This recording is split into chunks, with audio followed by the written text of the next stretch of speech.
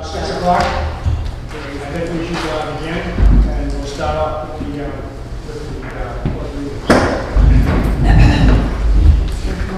the pledge of allegiance To the flag of the United States of America and to the republic for which it stands, one nation, under God, indivisible, with liberty and justice for all.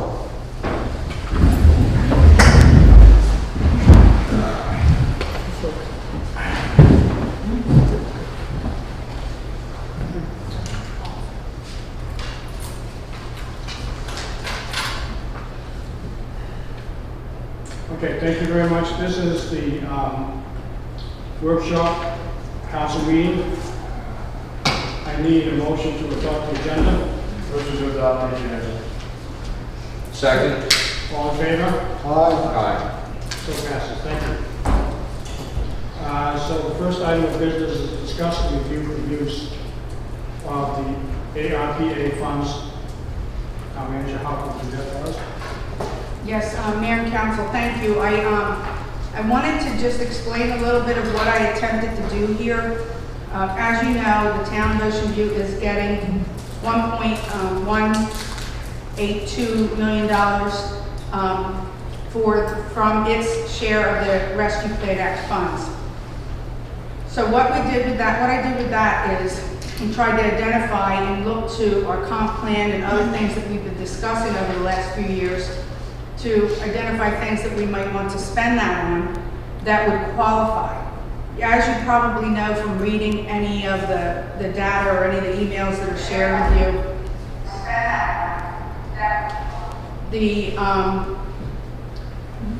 there's a lot of unknowns yet with what the regulations, and for that reason we need to be very careful to spend it appropriately for things that will qualify. There will be nobody that will be looking at this and saying, yep, that works, you're good to go, you can spend it on that. Until maybe 5 years from now, when an audit comes in and somebody says, uh-oh, you didn't spend it on the right things, and now you gotta refund it. So that's been a big concern for many of the communities in the state and across the country. So with that said, the state has put together a pooled opportunity for legal assistance, and that I sent you some updated information more recently, and that information is included in there, and I can go over that in a bit. But so you know what I did with the information that I shared, where I have the 5 different considerations for the use. I tried to identify community needs or interests that we or I am currently aware of that could possibly qualify for the use of the funds Ocean View is receiving. I came up with these 5 areas of consideration, and then I stepped through the same process for each one of them. I included the description, I cited ARPA regulations specific to each, and then I tried to provide reasons for the town, our vision or justification for each of them.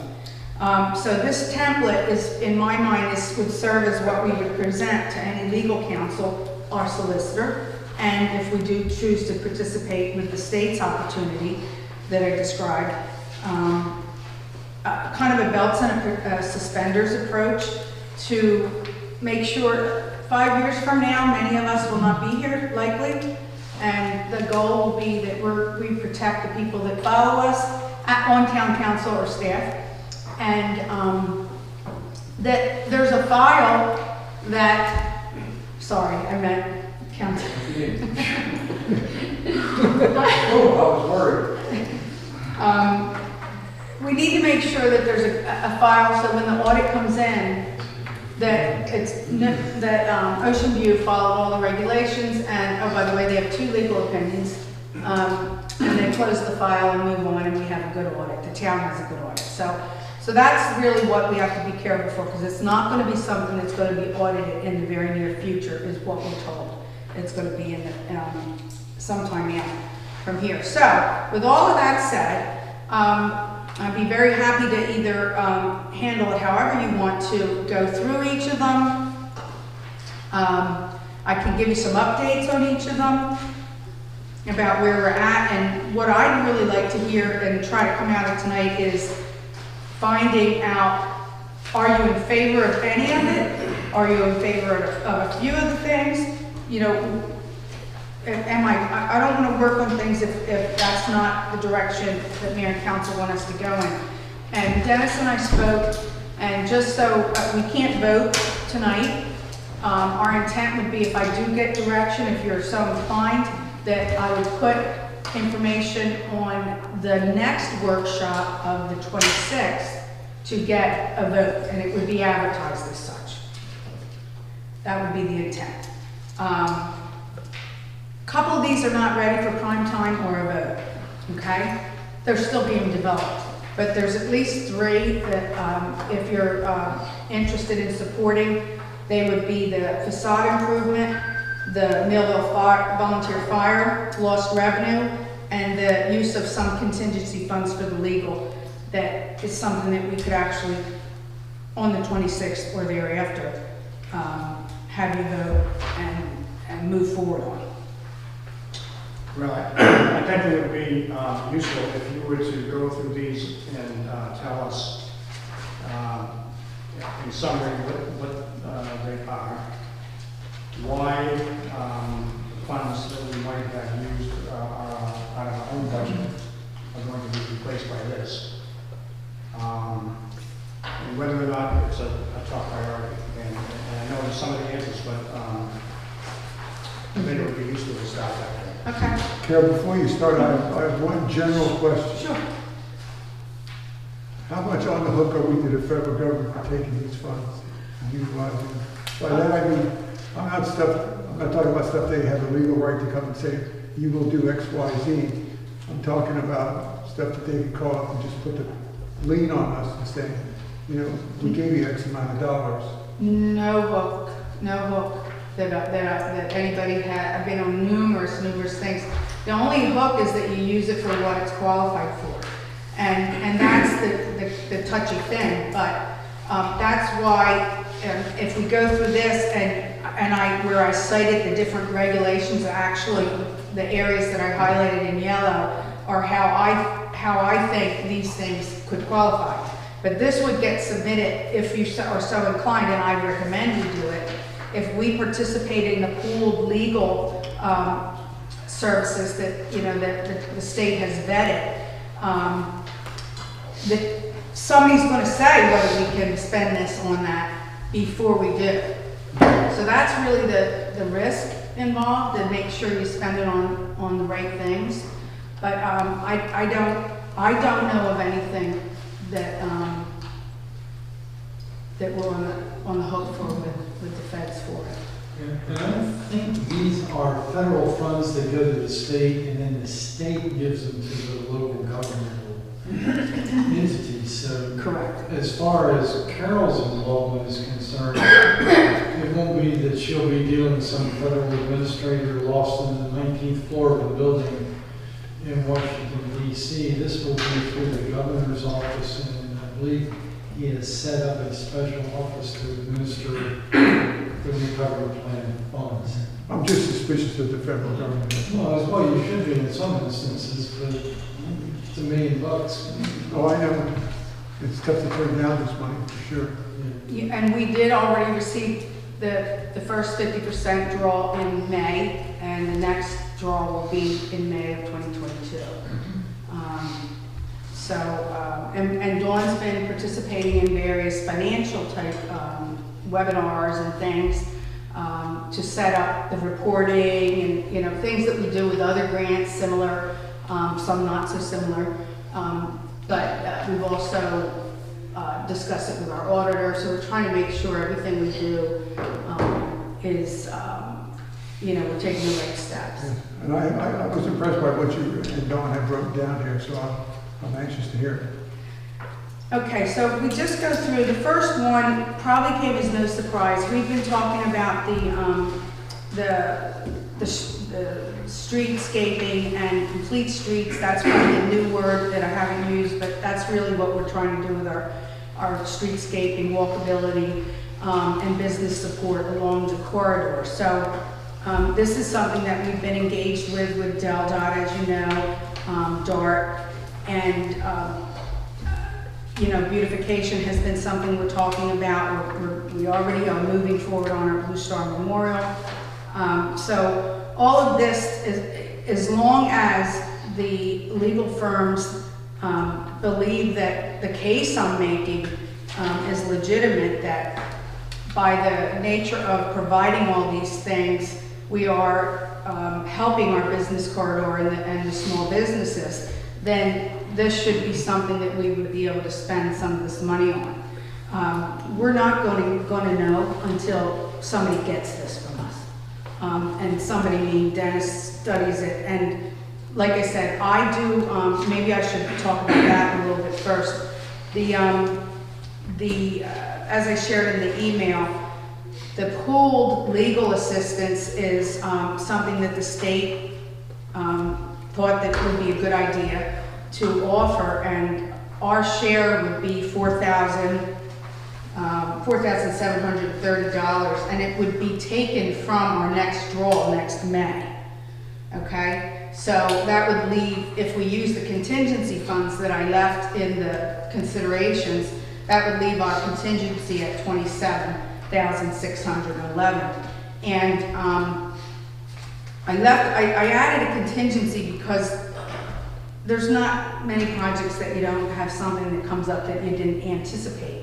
So when we just had that sitting there, it's a good spot to identify for the legal funds.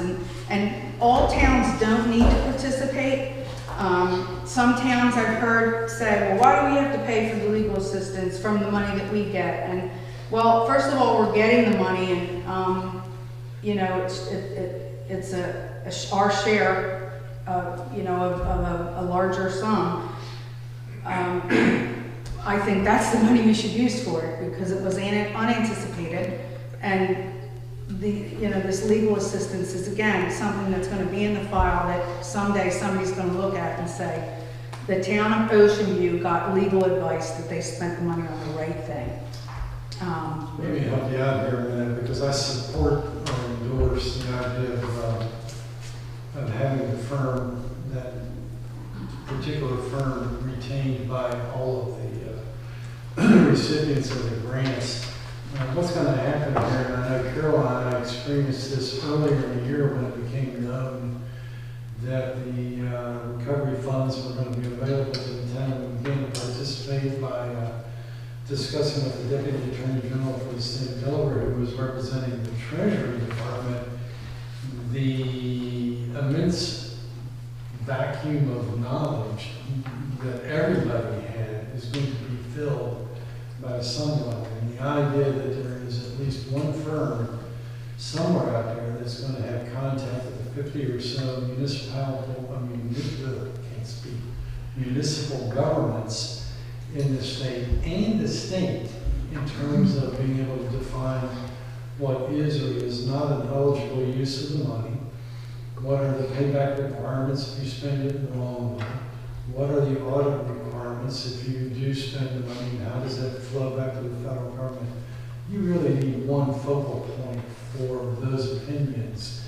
And I agree with Carol that the $4,273, which I think is a drop in the bucket, considering what we're going to get and what may be available to everybody in total, is well spent. We're going to be busy at this level, because if we go forward with any of the other 4 things identified on this list, if there's contracts for construction, the purchases of land, you know, whatever we do, you're going to have a lot of busy work at the local level that will not involve the state's retained attorneys.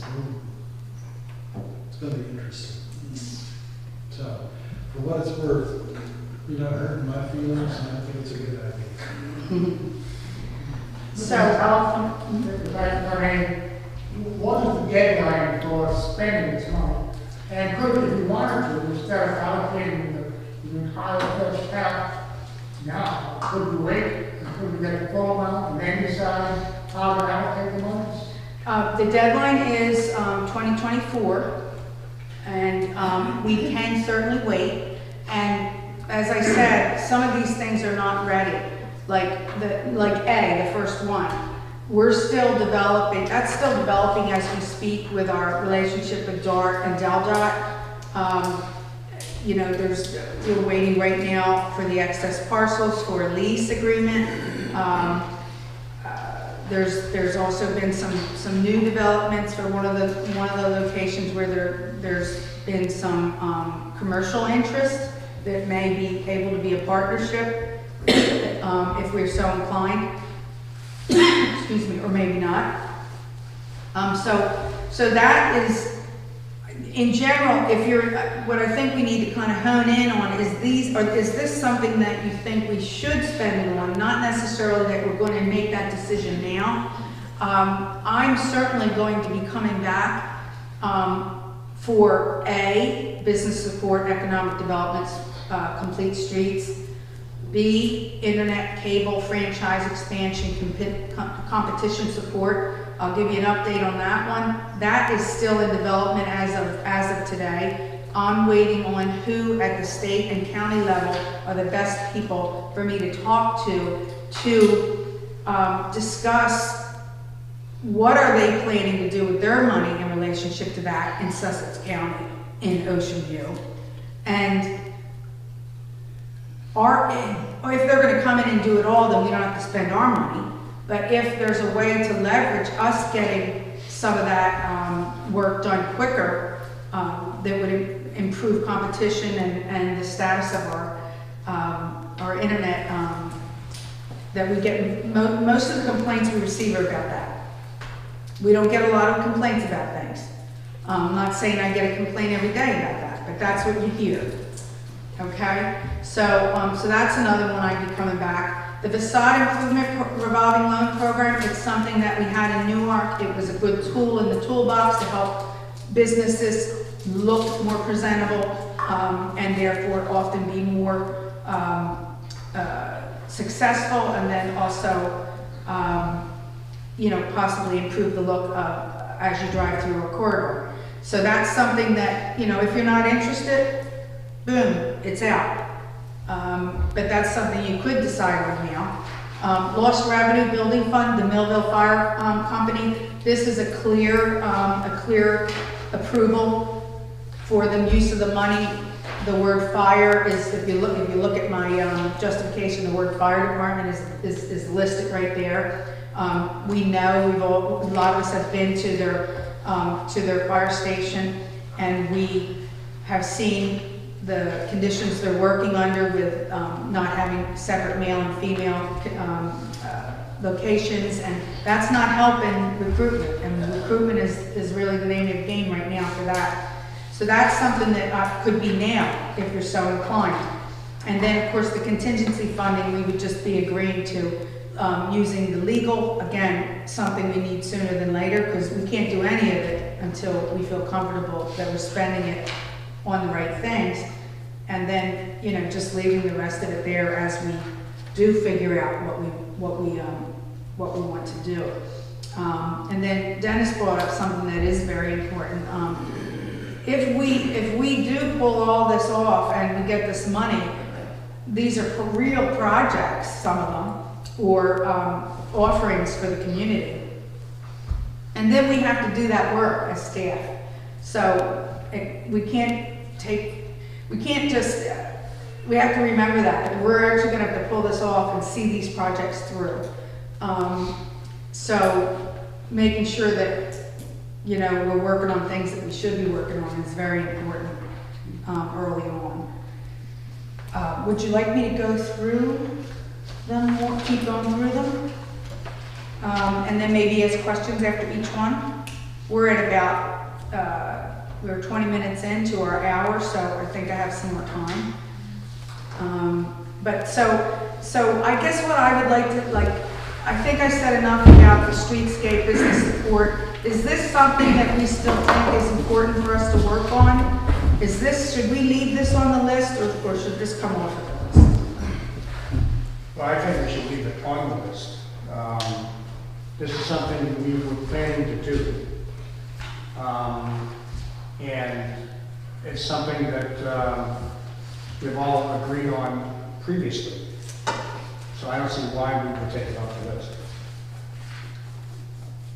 Okay, and again, you'll have an opportunity to give me some real direction as we move forward, and I'm going to keep updating you on this, but if this is still of interest, and I do owe you some other information related to transit. Ken and I have a meeting maybe in a week from now with DART and Millville, who has shown some interest in the transit, according to DART. So, as you know, I've been doing evaluation in anticipation of a pilot next summer for a pilot shuttle. And I've shared with maybe all of you at this point in time that it's not looking very feasible because it's just it's cost prohibitive unless Ocean View really wants to subsidize it, even for the pilot. So again, that's another report that is kind of linked to this. That is another reason why that's not ready to be decided 100%. Do we still do the parking for short-term parking to help with our businesses and walkability? I think so, yes, but you're going to get the opportunity to decide that. Do we still do other streetscaping, bike lane improvements, sidewalk improvements? Yes. Those things I think, definitely we may not spend $900,000, but maybe we spend $400,000 ultimately. So far, unless anybody wants to speak up against this one, right now I'm hearing that this one stays, not necessarily at this level or exactly as it's written, because again, it's still in development. Okay, so let me move on to the next one. The next one was support for internet cable franchise expansion. Improved competition. So again, this is something that people want. They want, as you know, we have internet here. We have one provider. Primarily, it's MediaCom. There's no competition. People don't like the fact there's no competition. When the crowds come in the summer and everybody gets on their devices when they get off the beach, things start dropping off. This is a regular occurrence. I have had very good support from MediaCom when somebody has brought a complaint to me, and they have gone out to the houses and they've figured things out. So, I'm working with them with one right now. We'll see if that ends up the same way. But this is something that happens maybe once a month that I'm dealing with that. So. This is something that if we can leverage, as you know, we started 2 years ago working with Bethany, South Bethany, Millville, and Ocean View and the county to talk to Comcast to see about, well, you're over here and you're over here.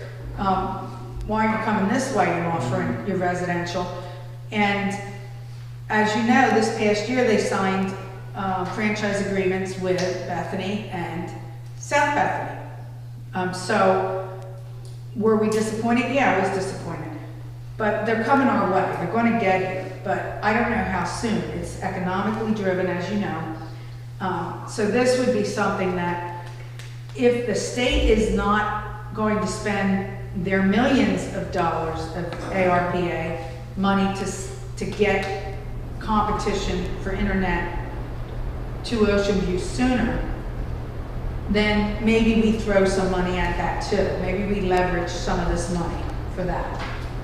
So that's why this one's here. But again, more work needs to be done on that. Can I ask you one question? Mm-hmm. I'm sorry, I'm talking too much. That's all right, no. To make investments in water, sewer, broadband infrastructure was the rationale for this particular issue. Could we look at sewer to include drainage issues? Drainage issues it can be used for drainage issues, yes. I don't know that this is the section, there may be another section. Just to point out, this file is since the start, okay? So there's lots and lots of information to go through. And I literally went myself and picked what I thought fit for these, but there's others. And Ken and I can talk a little bit about one of the other things that we found out about, that there's some interest by DelDOT and the state to partner with us and leverage some of the projects that we have that are shovel ready, so to speak, or in design, or further along, so that some of this money can do good sooner than later. So we can talk about that, and that is more specific to stormwater. Okay, I'm not saying we need to do something with that, but if the state is going to be spending its money on broadband, then we can look at something else. Correct, yep. And that, we're hoping that we might be able to use the money we already spent as our share.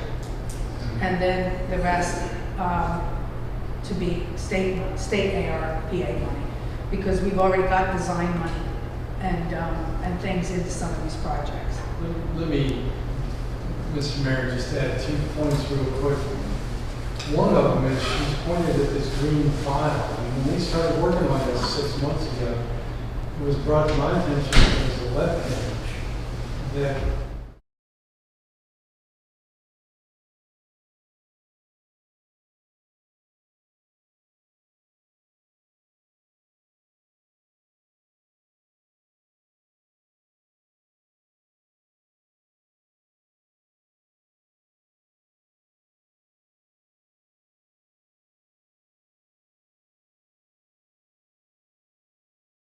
the other thing is with stormwater management, there's a reference to sewers, but the question is, do they use stormwater sewers or do they use sanitary sewers?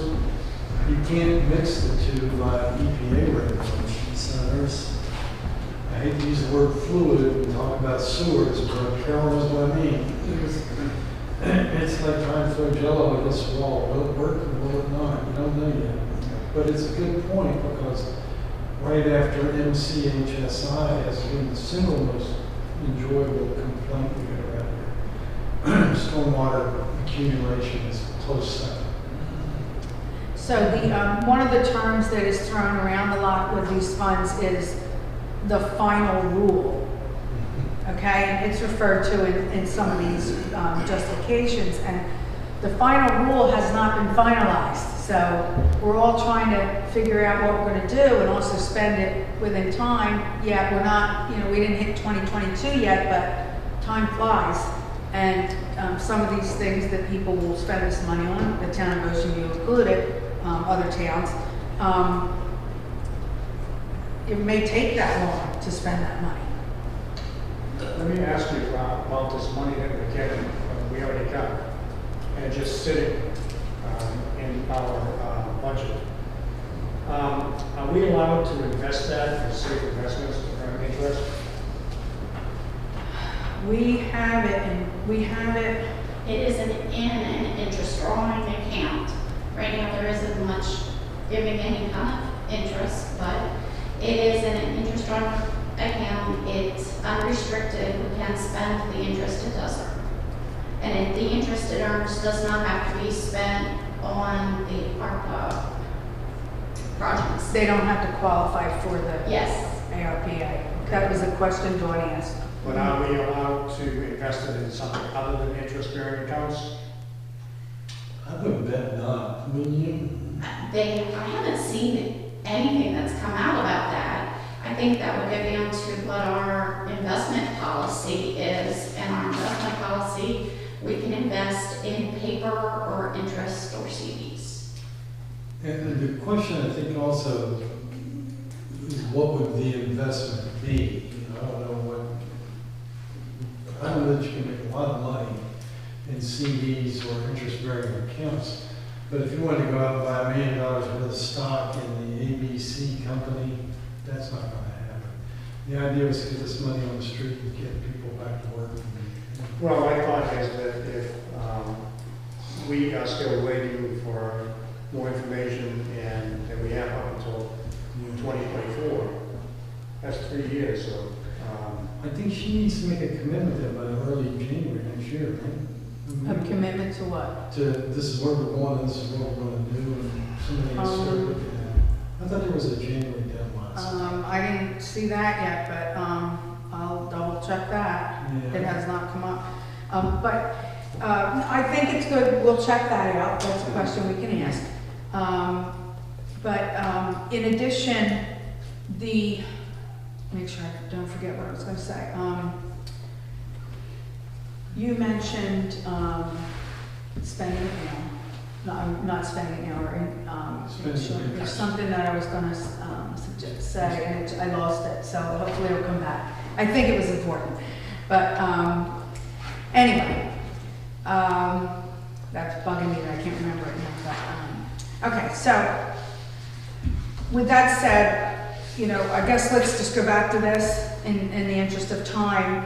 For the internet, I'm thinking, is that something that wants to stay on the list, albeit not decided? Carol, I've got one comment on it. I agree with you, Stan.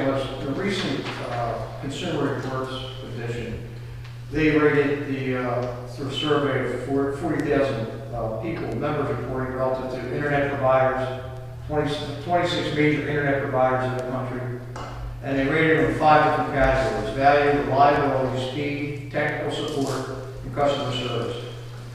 Out of the 26, Mediacom finished 20 out of 26 and was rated worse in 4 or 5 categories.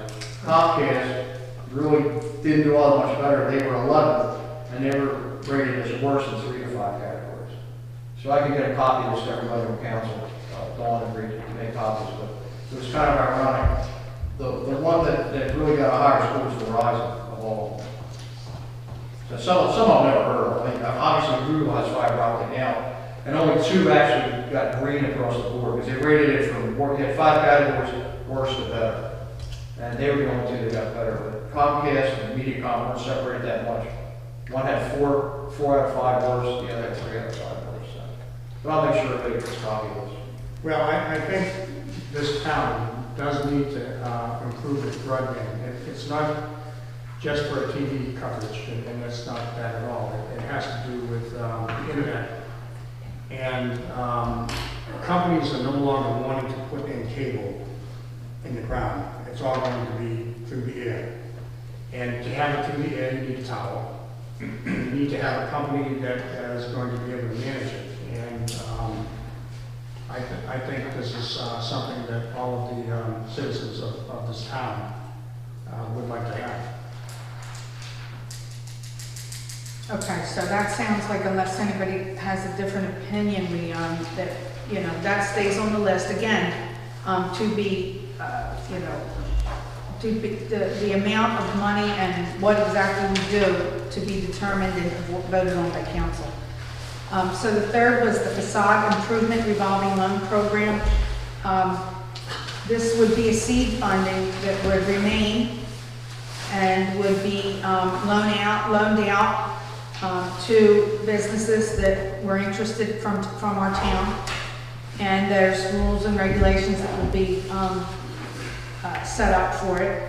And it would be to improve the look of their exterior of their building so that it's more attractive, safer possibly.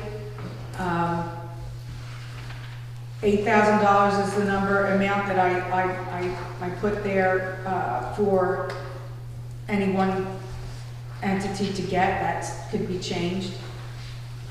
I would have the ability to get all the rules from the previous program that I was familiar with and present that to mayor and council. But the idea is it's 0 interest. They pay it back, and it's there for other businesses to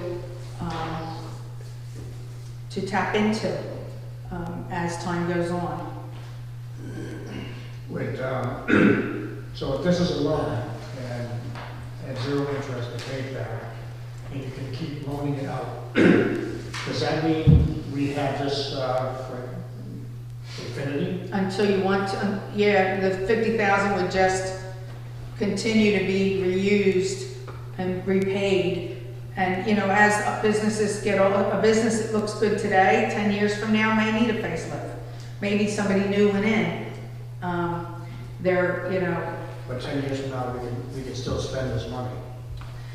if it's approved, now, everything that I'm telling you right now is based on me saying, I think it would be approved for these reasons that I've highlighted from the act.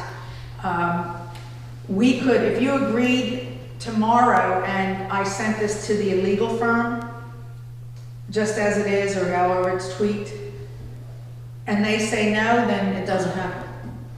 But the idea is that we have to find some way to come to an agreement about what we're going to be sending eventually to the legal firm.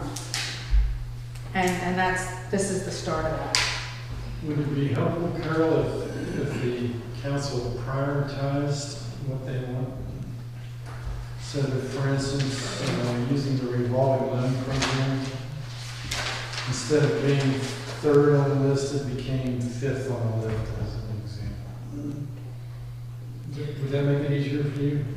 It could. Just keep in mind that there's some that the trigger could be pulled now.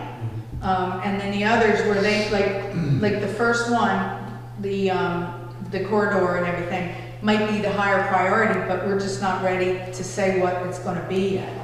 Because we've already been working on that. And we have things in play that have not played out yet, such as our engagement with DART and DelDOT about the streetscaping and the excess parcels. Okay, so this $8,000 per entity could be used by them to, just for the, let's call it a store, just for the storefront? Facade. They cannot use this for making improvements on their parking lot? No, they have to come, do the application. The application is very explicit and, they have to have drawings, the whole bit. So, this is not a little process where it's been used before. Sometimes the town went to a business that's not particularly attractive and said, hey, we have this money available. Doesn't look too good. Why don't you take advantage of it? It's zero interest.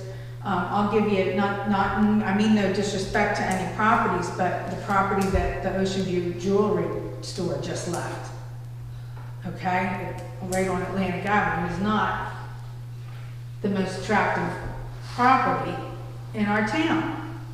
So this might be a knock on that door for something like that.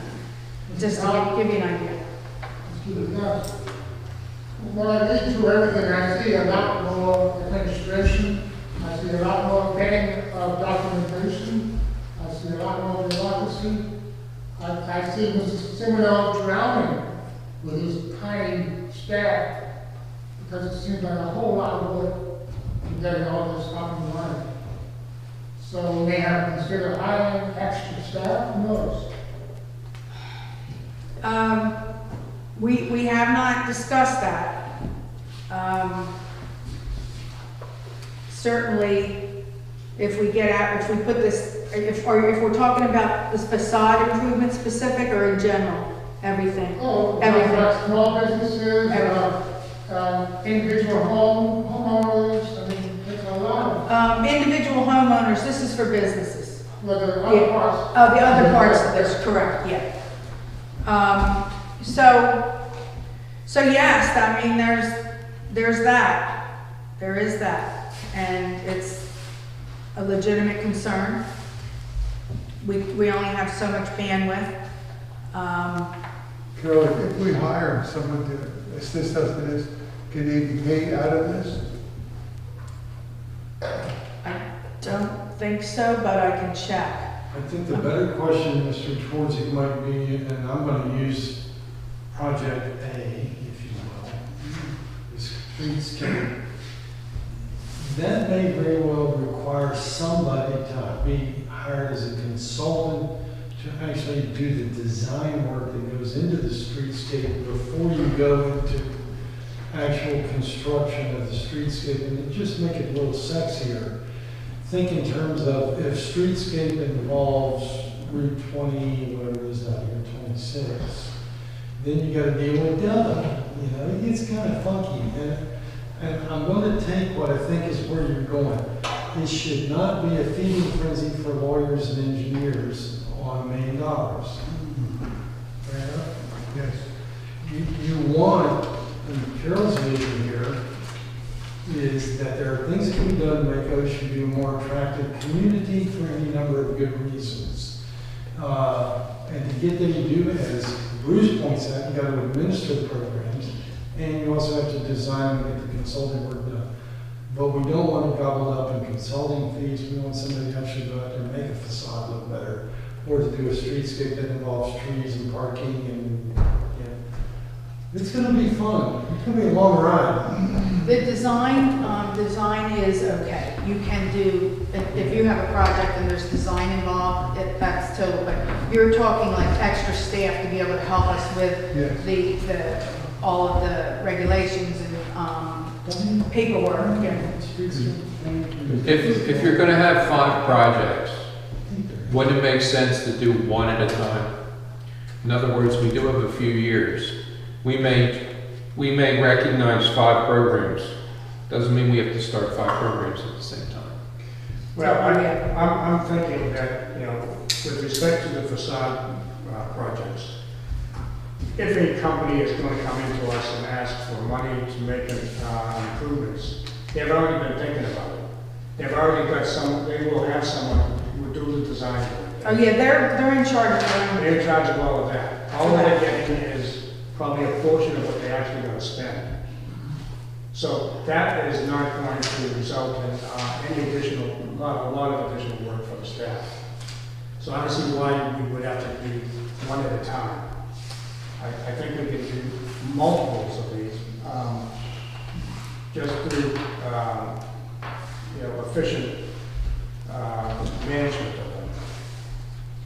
And ultimately, because we're not ready to pull the trigger on a couple of them, even to submit them for consideration, although maybe we want to do an earlier one, or early submission to the attorneys,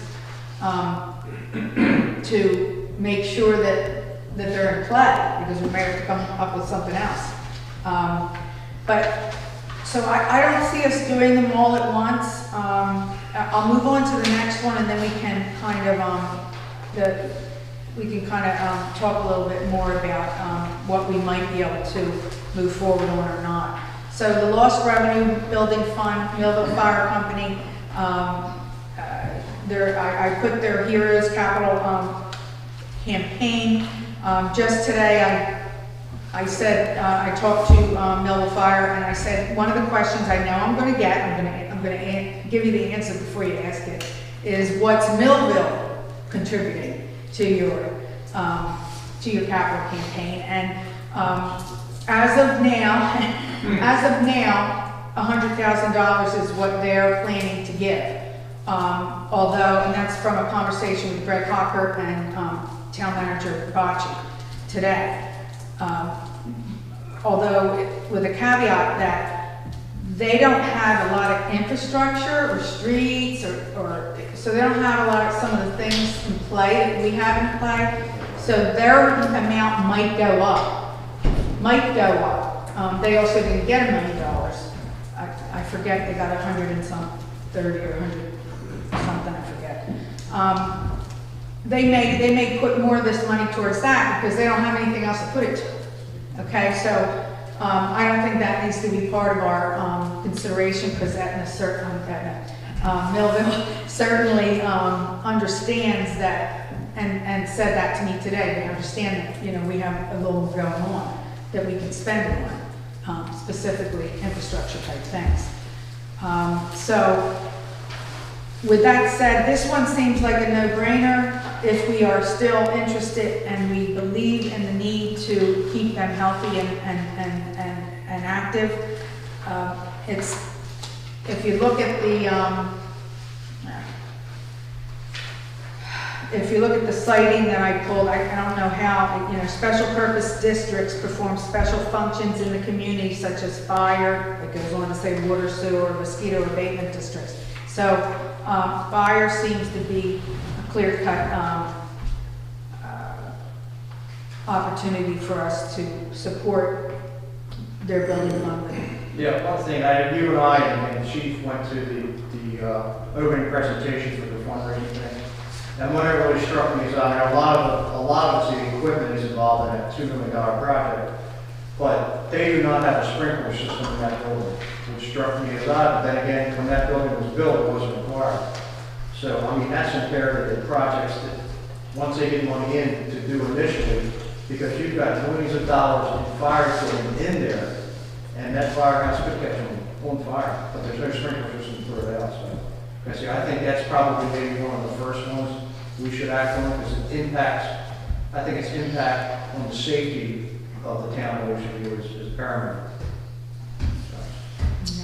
So that's 4 out of the 5. The fifth one being the contingency funding, and that's just the balance of the money that was left, with the exception that I'm saying now, because the legal pool opportunity came about later, that we would use $4,730 of this contingency funds towards buying into the pool. My understanding from talking to them was that it doesn't matter how many times we hit them up with questions. That's what we had. And Dennis mentioned it a little bit earlier that all the towns, 56 towns in the state, are going to have the opportunity, if they're so inclined, to participate. And as one town asked a question, that answer becomes, that's the answer to that question, and then we're all going to benefit from what everybody else is submitting, and hopefully it'll get easier as it goes on. Well, it's the sharing of information we would otherwise have. Mm-hmm. If we're not part of that legal entity. Mm-hmm. So with that said, the 3 that I mentioned that we could move on include the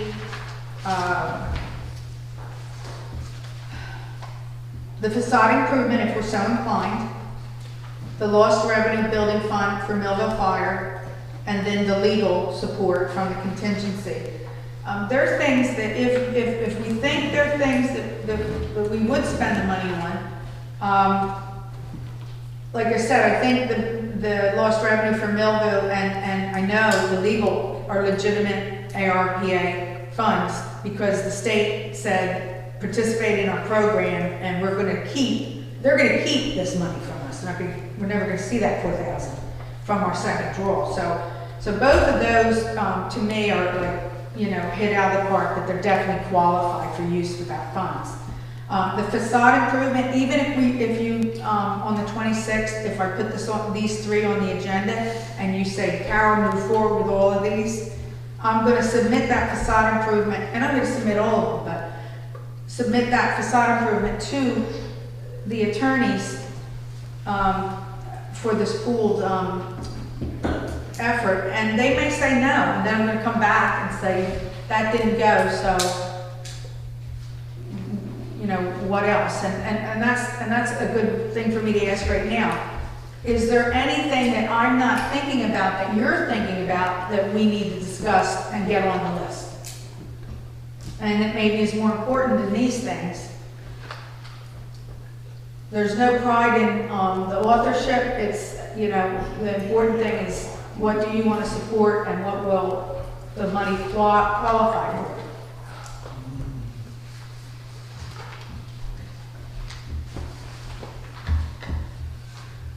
Okay, so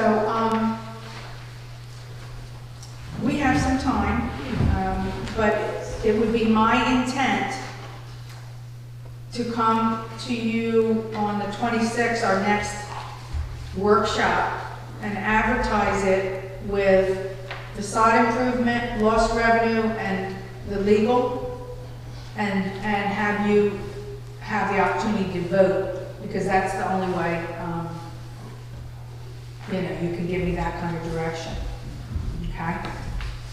And Sounds good. we have 10 minutes left, so I wanted to hit on the state, I'm sorry. Oh. Do we have any citizens? Do we have any? Do we have anyone? I don't know. No? Okay. Okay. So,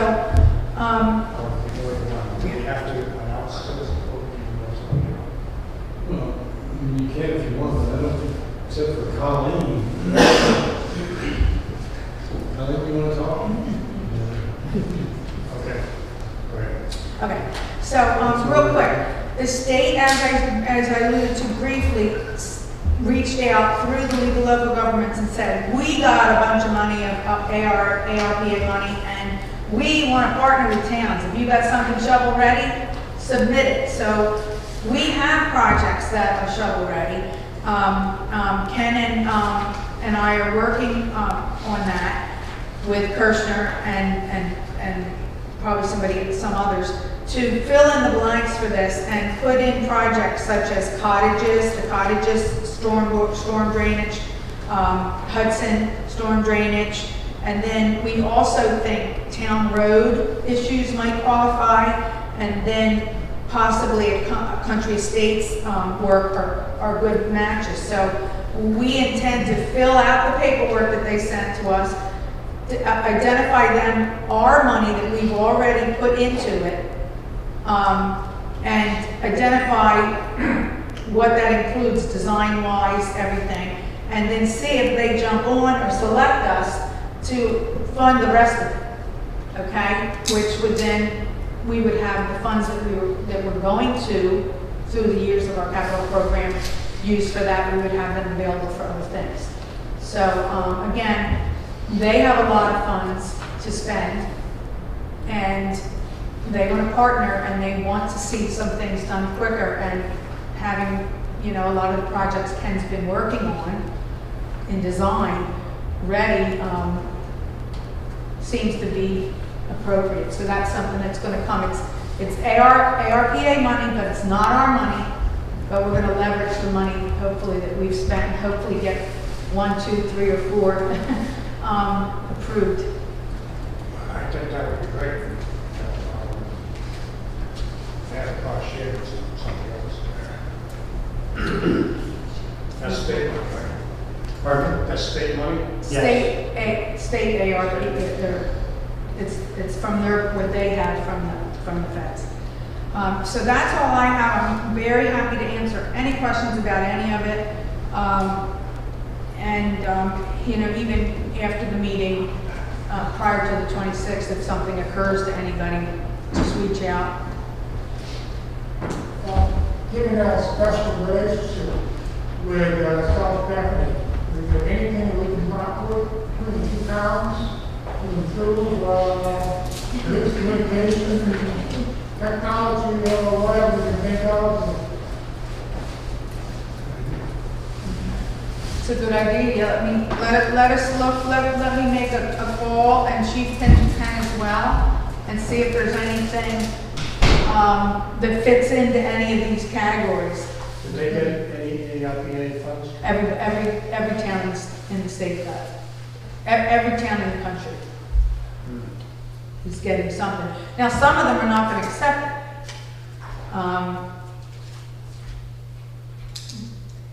And if we can't use it, if we can't figure out what to use it, you got to give it back. So yeah, let me think about any kind of partnerships. Do we have any drainage issues with South Bethany? I have no awareness of what their infrastructure looks like beyond the coastal highway. We don't have anything, I don't believe, any like joint issues that would impact both towns. Yeah. Do they fund us in any way? Yes, we are contiguous with them, but we've got water kind of separated. That's what I thought, but that water, there's Yeah. it's canal. The Aswan Canal and back into the Aswan Bay, and then, of course, on the east side, they've got the ocean. Okay. Global warming. Water's coming out, you know. It's on our, it's between our two properties, you know. I don't know if there's something worth looking at. Yeah, I mean, we can, I hadn't thought of it, so, I hadn't, even tried to come up with anything yet, but maybe there's something. And maybe in the way of emergency management issues or mitigation, I don't know if that's even something that we spend this money on, I'm not sure. Yeah, and again, I've got to go through it and see if anything fits for it, but yeah, definitely look into that. And I'll report back about that too. Carol, can we spend any of this money on, say, like equipment, like update police equipment or something of that nature? I haven't seen anything that lets it qualify for that, no.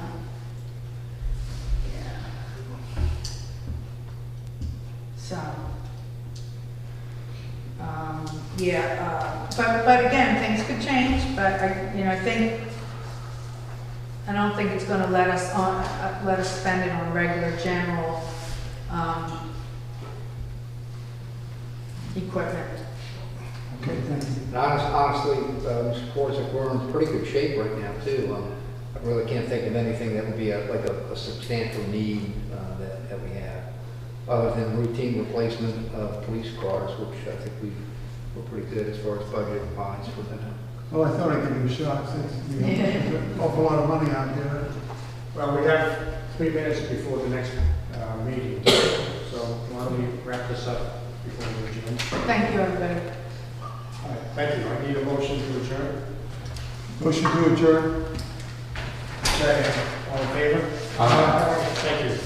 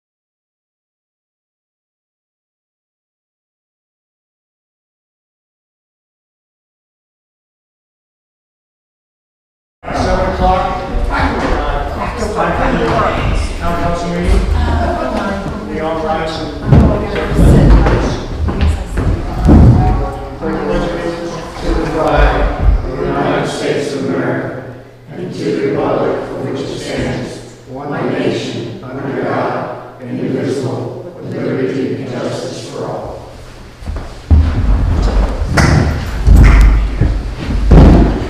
Thank you, good evening.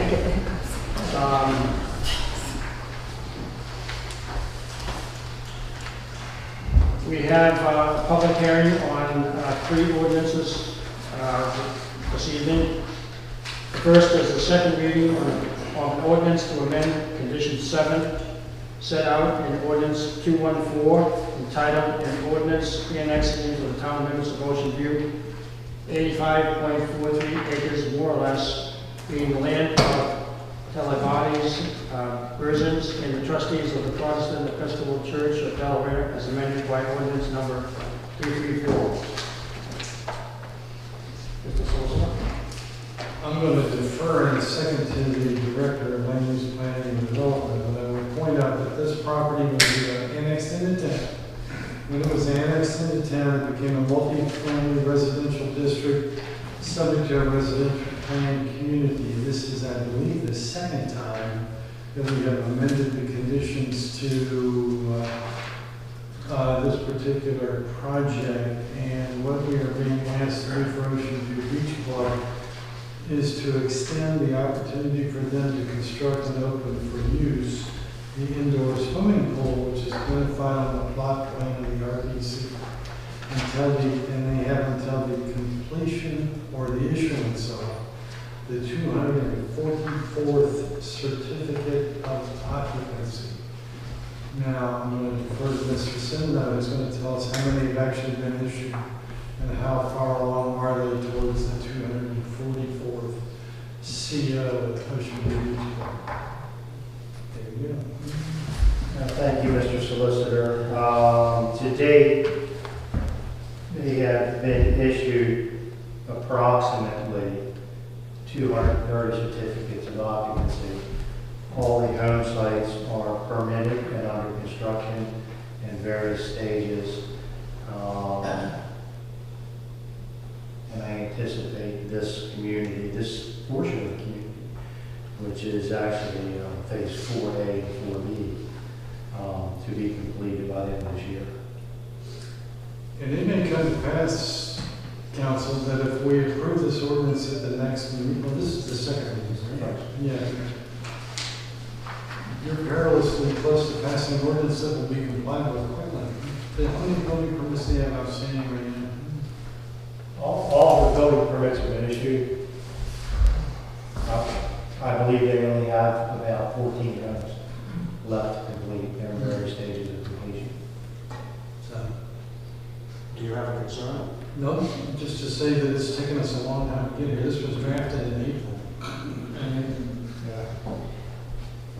And just to add, I think everybody might know this, but when people were buying, when Ocean View residents, now residents, were buying the properties, they were told that there would be this pool. Yeah, I just want to remind everyone, this is really it's a win-win. It's a win-win for our constituents. They're getting the pool they need. Were promised.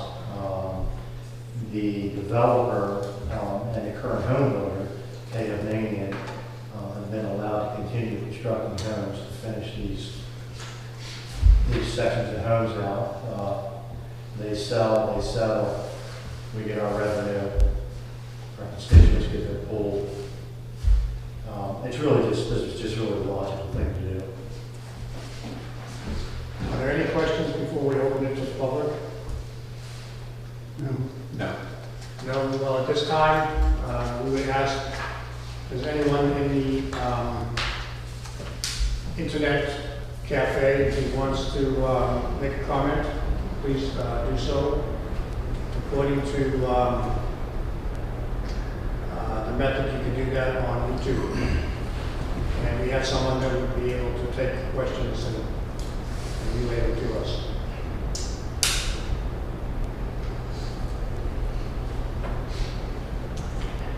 No questions. So at this time, I'd like to ask for a motion to approve the second reading to approve the ordinance to amend condition number 7 set out in ordinance 214. Motion to amend condition number 7 of ordinance 214. Second. All in favor? Aye. So passes. Thank you. The second item is the first reading of an ordinance repealing Chapter 40, procurement of material and award of contract, and adopting a new Chapter 40, procurement of material and award of contract. Mr. Solicitor. Mr. Mayor, this began the trot to this table this evening with a memo that I drafted and sent out in May of this year, describing the procurement of labor materials and some changes that we needed to do in order to update the procurement process. It was easier for me to take out the old code and put in the new code. The thresholds for the acquisition of certain services or contracts, excuse me, either for services or for material, have increased. For small public works contracts, it's now $7,500. For large public works contracts for materials and so forth, if it's less than $50,000, it can be 3 bids, 3 proposals. If it's more than $100,000, then you have to go through a full-blown bid process to do it. In addition to that, we've updated the professional services contracts, and then going back to talking about the streetscape program that we were alluding to a while ago. If we hired a design consultant related to the professional services requirements. And the last thing that I added to, excuse me, there were 2 more things. One thing I added was to clarify that in the 20 years since the first ordinance was written, at the time that we get here today, there's now a thing known as the procurement portal. And we needed to make it clear that the town council has authorized the town manager to use the procurement portal in order to buy material for the town. And then the last thing is confirmation of what's already set out in the charter, and that is that any contract coming out greater than $7,500 comes back to the town council for review.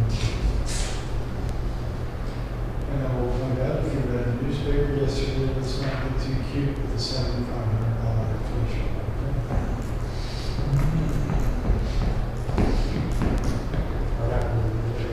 The state law can run the value for staying under $5,000 and spreading contracts. Do we have any questions or comments?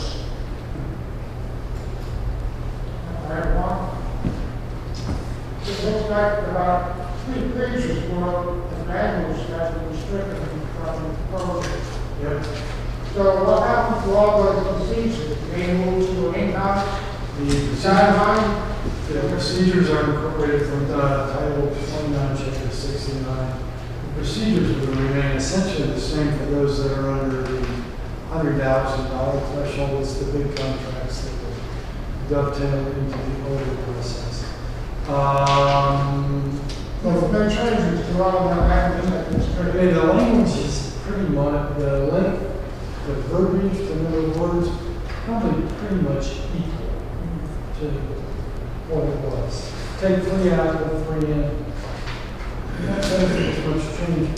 And again, for those of you who still have your May 26th memo as a resource, setting aside the revisions to the ordinance, that's still in effect and still applies. So it gives you some sense as to where all of this goes, where it's come from. Identifying the resources and the requirements. We have to ask if there's anybody in the World Wide Web who wants to talk about this.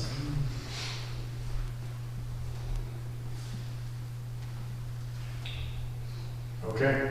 And this will come back up again next time. Thank you.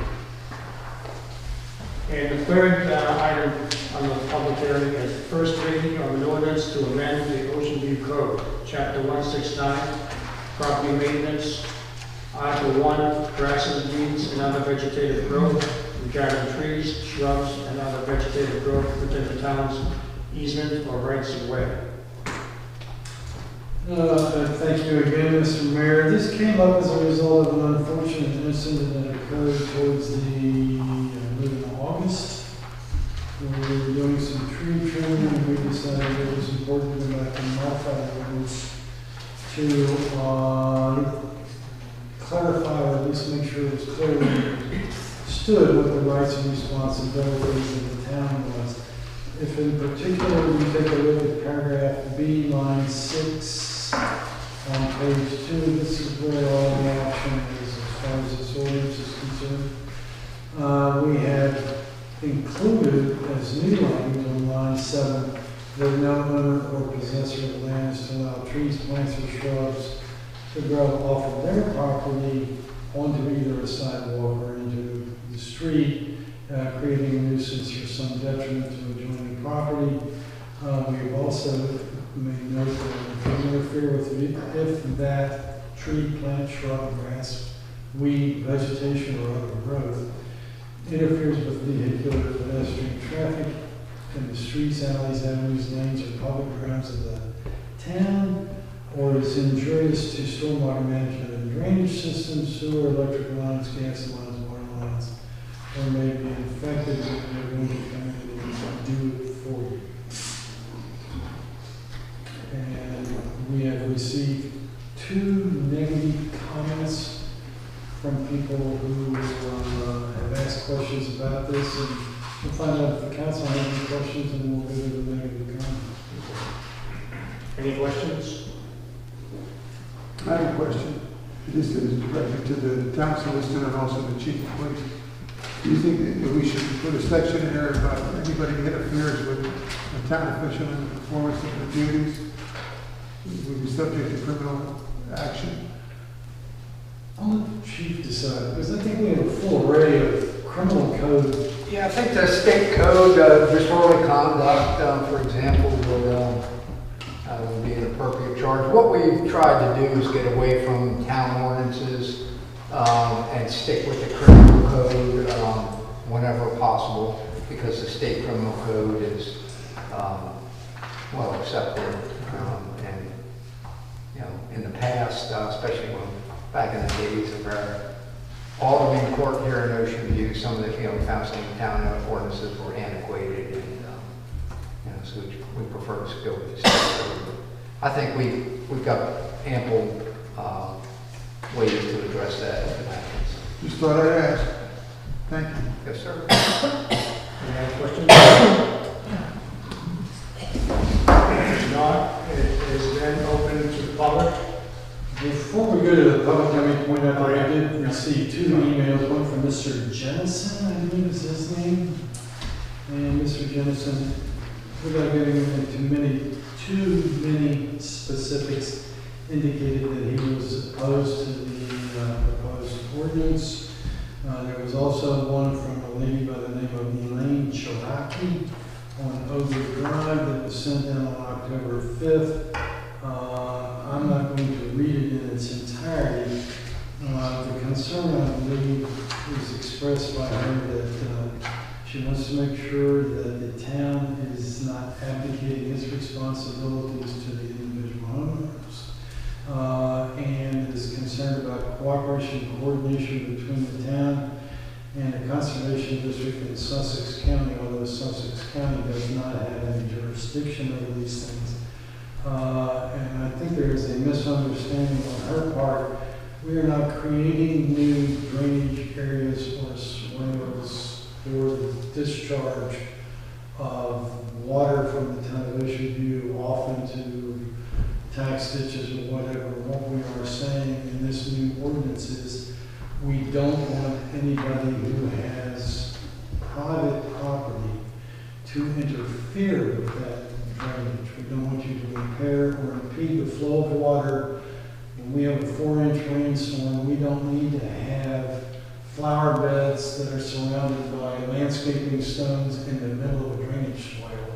It keeps the water from flowing downhill to the next thing, and in the event that something like that were to occur, the town manager and her wisdom or whoever's wisdom may be able to take some remedial action in order to correct that situation. Hopefully that will never be necessary. changing the dimensions or designs of swales. We're not increasing them, we're just trying to make sure people understand you can't put stuff between your property line and the roadbed that interfere with our ability to get water out of Ocean View. I did that.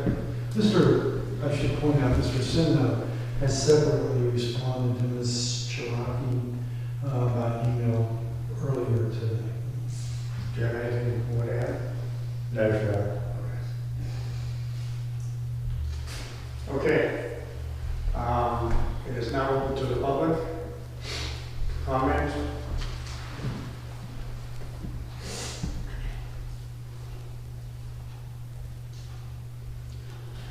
I'm just going to note that the town clerk, Donna Schwartz, did get a call today from Mr. Jennison, who said he was going to be submitting another email, but we did not get it as of this moment.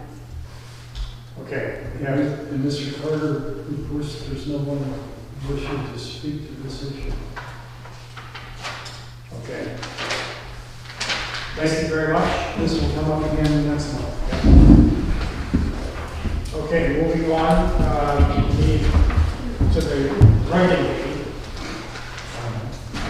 We need to have someone adopt the agenda. Motion to adopt. Right. Second. All in favor? Aye. Okay. We also need a motion to approve minutes of the regular minutes from September 15, 2021. Motion to approve the regular minutes from meeting September 15, 2021. Second. All in favor? Aye. We also need a motion to approve the emergency meeting minutes from September 24, 2021. Motion to approve the emergency meeting minutes from September 24, 2021. Second. All in favor?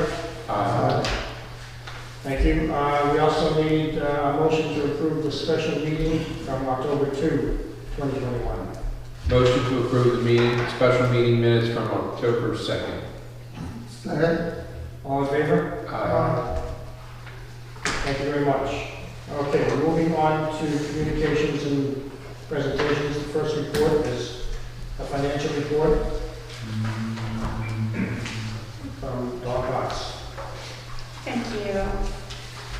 Good evening, Mayor and Council. Before you have the monthly financial report as of September 30th, 2021. Just a little update under our real estate. The town began the reassessment of all properties in the middle of September. We've contracted with Pearson's Appraisal Services.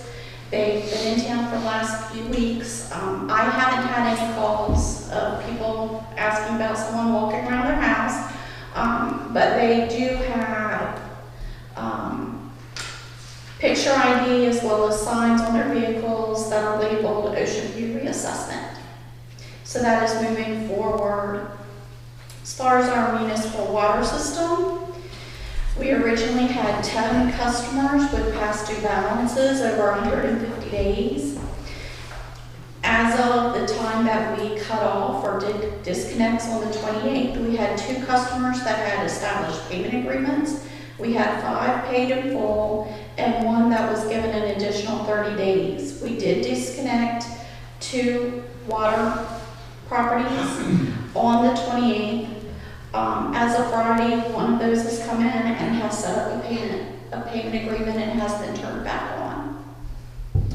Going over to our balances for the reserve and committed funds, our emergency reserve trust fund currently has a balance of $912,537. Our capital replacement trust fund has a balance of $1,023,356. Our street repair and replacement trust fund has a balance of $4,316,485. Of course, we've discussed the American Rescue Plan Act earlier this evening. During the work session, the balance as of the end of September was $591,187. Moving on to our emergency services enhancement. at the end of August, we've had 9 new home construction permits that have been issued, and the fund has a balance of $982,129. As far as transfer taxes, of course, our transfer taxes are always run a month behind. So what is reported is as of August 30th of 2021, and the amounts are coming from 38.8% of new construction homes and 60.8% of resales of existing homes. Just to let you know what that means, we had 29 new construction homes sold in the month of August, and 66 resales of existing homes.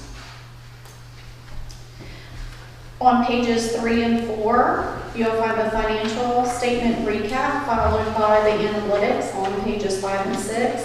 Let you know our expenditure currently is at 41%, which is right on target of where we should be at this time of the year. As always, if you have any questions concerning the financial reports, don't hesitate to ask, or I can answer anything now. Any questions for Doc? No. Thank you. Okay, thank you. Moving on to the public safety report by Chief McLaughlin.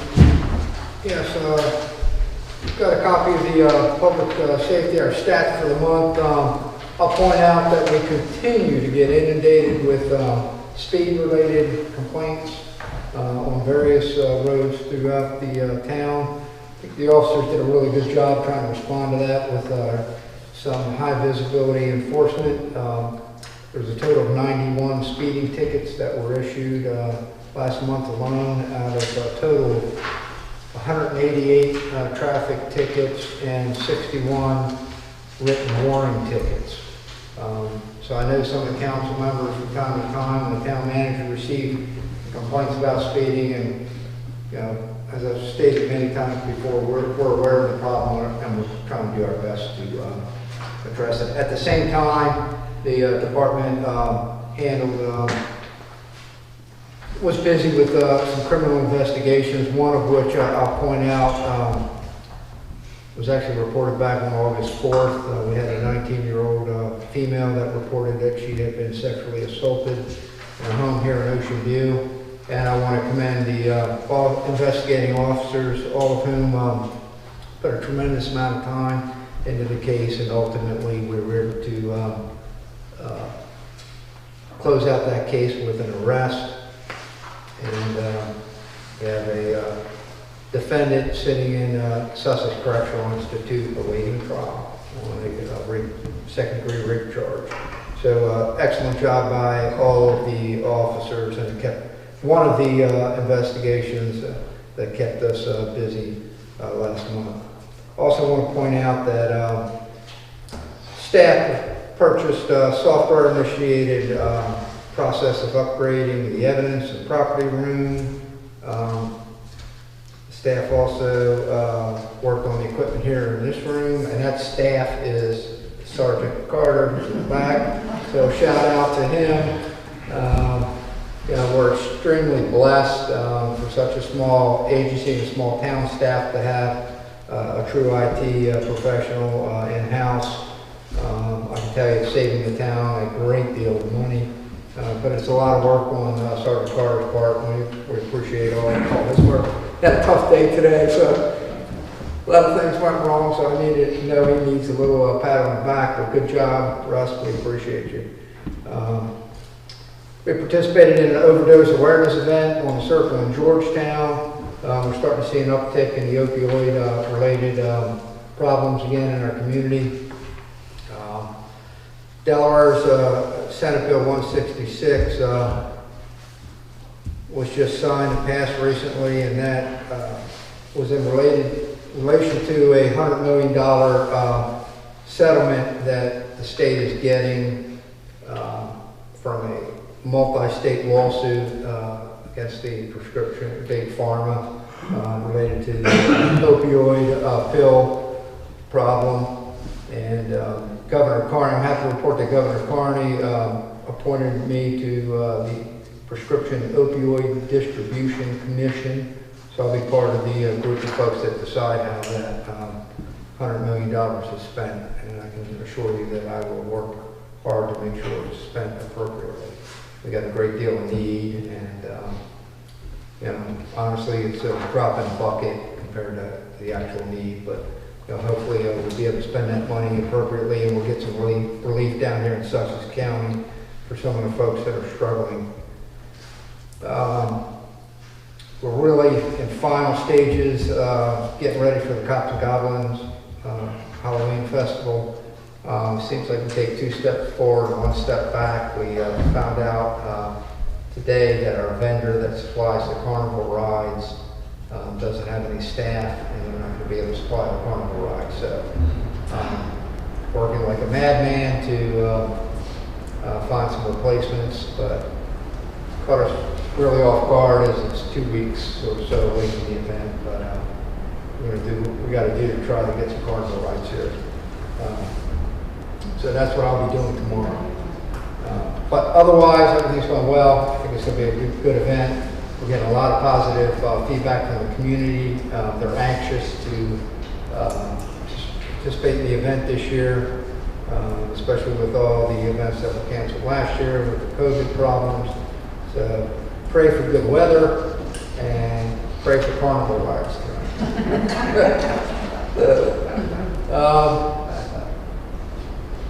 Our new recruit, Catherine Hazel, out still on field training. She's doing very well. We anticipate within the next month or so she'll be cut loose to begin patrolling solo. So if you see her out there on the streets, make sure you say hi to her, and she's doing a good job.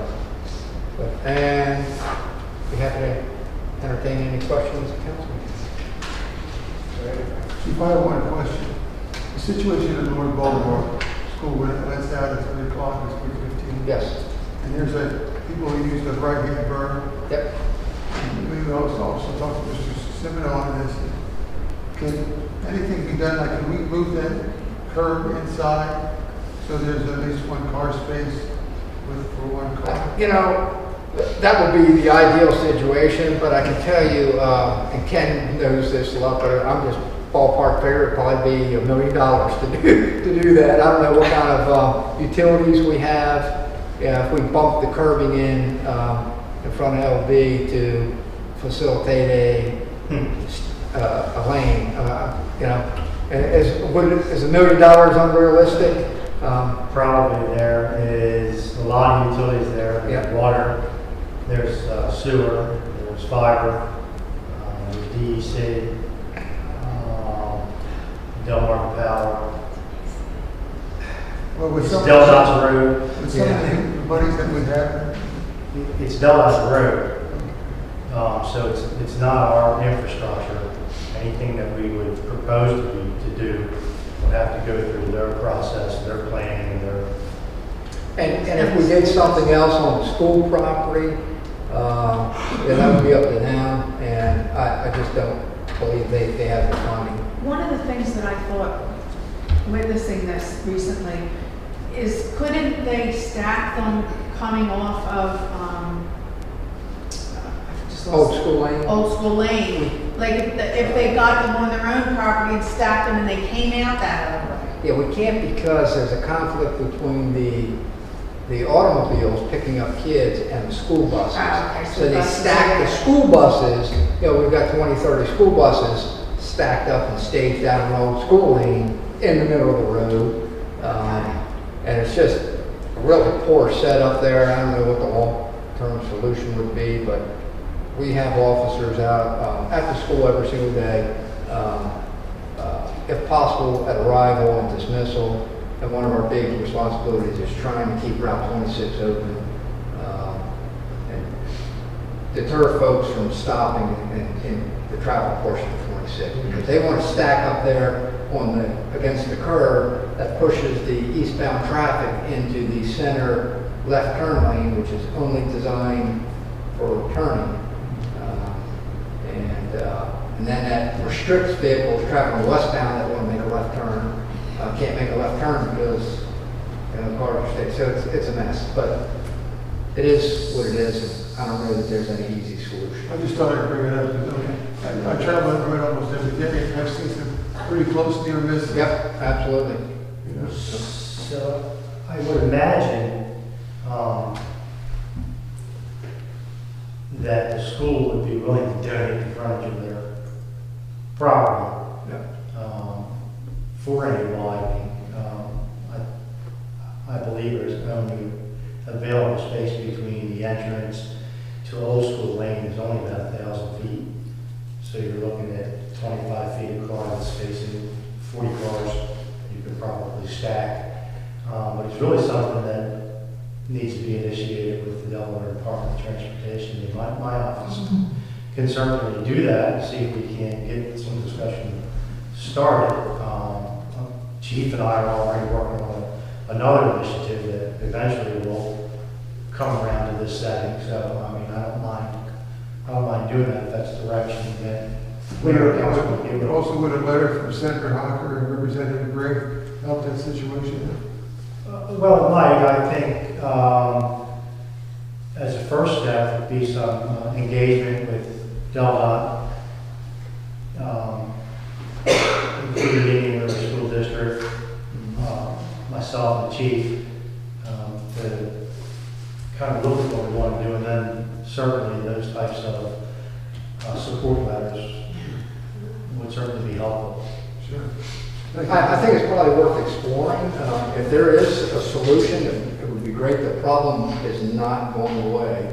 So, right now, we just got a Band-Aid on it. Because I see westbound people that intend to pick up their kids now camp in the center lane.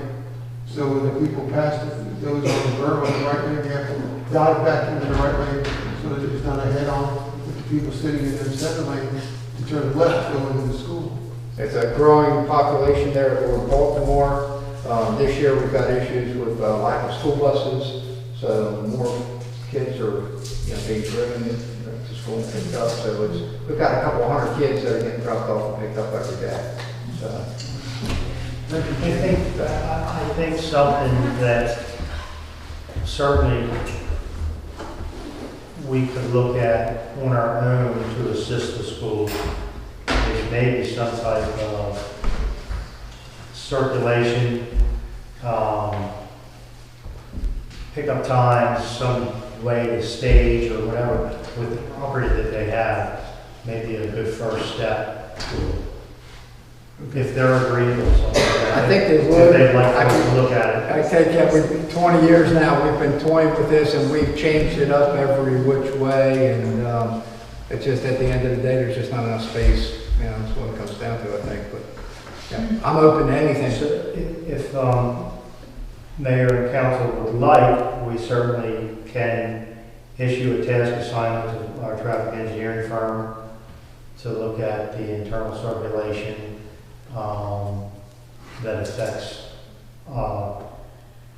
obviously the traveling public in our town through that property to see if what we can't come up with to maybe get the traffic off 26.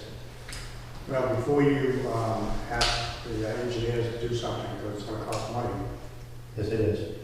I think you should talk to the school to see whether or not they're interested in working with you. Okay. We set up with a meeting, I'm sure, with the principal, Ms. Webb, and Joe Booth, who's in charge of their facilities. Yeah, but to have Yeah, we need gotta to have speak another with them. meeting too. Yep, another issue as well, so. Okay. We'll investigate it. Thank you very much for considering. Any other questions for the chief? If not, thank you. Moving on to planning, zoning, and development.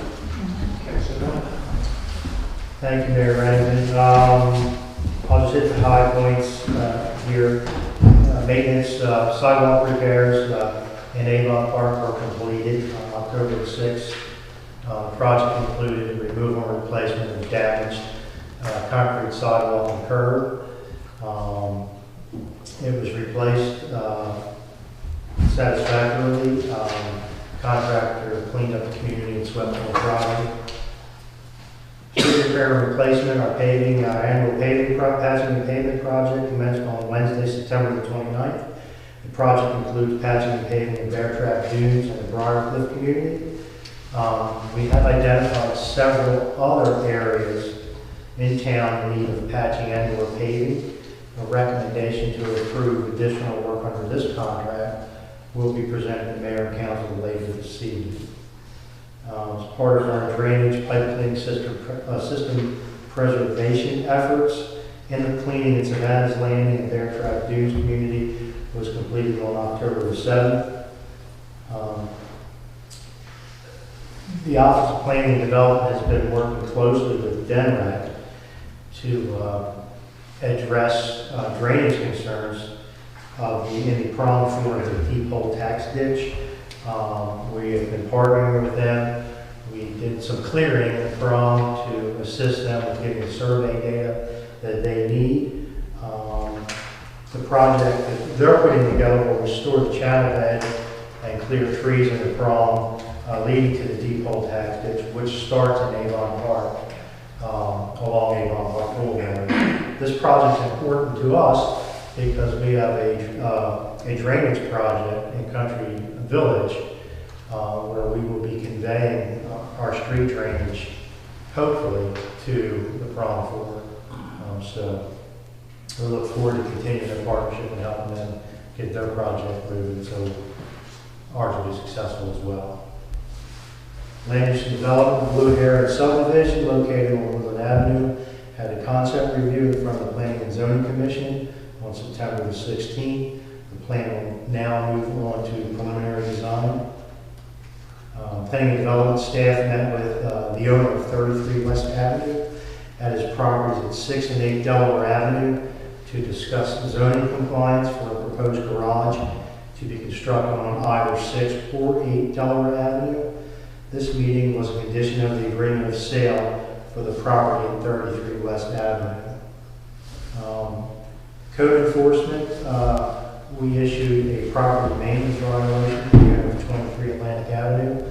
That is the property that is adjacent to Honey's train station and also Balldown Burns. It was very overgrown. You literally couldn't see the structure from the roadway. It resulted in the entire property being cleaned up. The property is for sale, so hopefully now someone can see the for sale sign on the window. Code enforcement issued property maintenance violation on September 23rd, 2021 to the owner of 6 Delaware Avenue for unregistered abandoned vehicle nuisances enumerated, which included trash, yard waste, waste building materials, and other things. We're awaiting confirmation from the United States Postal Service that the certified letter was delivered or returned to us. Once we receive this confirmation, then we'll send our contractor out to clean up the property, and the owner will be billed for the services. There's a list of code violations and things we issued this month. Permits, COs, business and rental licenses. If you have any questions for me, I'll be happy to answer them. I don't have a question, but I have a thank you. The paving job that was done in Bear Trap Dunes is fantastic. They've done a great job. The aprons are clean. The manhole covers are flush with the road. They did a really great job. Excellent, thank you. Any questions for Ken? If not, we'll move on. Thank you, Ken. Move on to the town manager's report. Yes, Mayor and Council. I want to provide you some updates on the holiday decorations. We have a lot of moving parts. We had a very successful Trail of Lights event last year that came about because of COVID and wanting to provide an opportunity for people to get out and socially distance, enjoy the holiday. So that was very popular. So it's coming back, and we have made a decision to add everything that we used to have on the lawn at 201 Central to the walking trail. And as you know, we used a lot of our old pole lights for the walking trail as well. So So that allowed us to bulk that up. So a lot of moving parts, some things going one place, some things going another place. That leads me to the picture at the bottom with the 201 Central lit up for Breast Cancer Awareness Month. And this picture I took when we were testing to see if it would really make an impact, and I thought it did. So today, actually, they installed the permanent lights. These were testers that they had to show me, and if everything's working as it should be, the building should be lit up this month and the rest of the month pink, and we will have the ability, eventually I don't have it on my phone because it just went in today, but we'll have the ability to change these as we want for whatever holiday, red, white, and blue say. There's even a fireworks setting. We do get approached for a lot of other different initiatives, the different initiatives that have the different colors assigned to them. So this is something we'll be able to participate in regularly by just changing the light colors. So hopefully everybody likes that. Certainly it'll be part of our holiday decorations for this building, as well as not this building, 201 Central, as well as some our old wreaths and garland and a couple other items that'll kind of fill the grass area. Let's see, I also finally made a decision on what type of new item that I've carried it over in the capital budget for 2 years because just couldn't decide what was the best thing for our town. And we've come up with the purchase of wreaths, large wreaths that would go on our poles on Atlantic and Central, that would be replacing the older lights that we now are using in the trail mostly. And right when we went to order them, they were sold out. So I'm still waiting to see if we're going to be able to order them and get them this year. And if not, we will resort to what we did last year, which was snowflakes and a few other things in the same locations. But hopefully we'll be able to finally pull the trigger on that project. Everything else will be as it was last year. We have a picture back there on the wall of our holiday tree from last year. That will be back in its glory, and as will all the other decorations for 32 West. And in advance to the holiday market and tree lighting event. Our fall concerts, we're blessed with the most beautiful weather every night, so we're very fortunate. We'll hope all of our future events continue this year in that fashion. And we got a lot of very good response from the crowds, and the attendance were over 250 every night that we had our concerts. Up next, of course, is Cops and Goblins, October 30th. Old Town Holiday on the 27th, that's the Saturday after Thanksgiving. And Fire and Ice will now be January 28th to the 30th. And then we also just got a new date for Chicken Festival, May 21st, 2022. And I'll share just briefly about that in a minute. Dawn already talked about the shut-off for non-payments. We have started that process. We always had the opportunity to do that. The town has chosen in the past to not do that. We got the approval to move forward and start doing that from you all, but then COVID, of course, was in play, so we couldn't. But now we have, so we will no longer be paying the bill for people who aren't, because we have to pay that water bill, and we have been. So Dawn's done a wonderful job in getting everything down to so few. So I'd like to thank you for that. Coastal Towns Chicken Museum, we had a good meeting. Thank you, Chief McLaughlin, for attending. I had never seen the old Delmarva Chicken Festival that ran a full week. but it was quite something and had a whole lot of things going on over the course of the week. We were concerned about the timing of June. It was originally scheduled. We were able to have a nice meeting here right at the park, and we were able to get everybody to agree that, yeah, we better better move it up some in the year, and May 21st was decided on.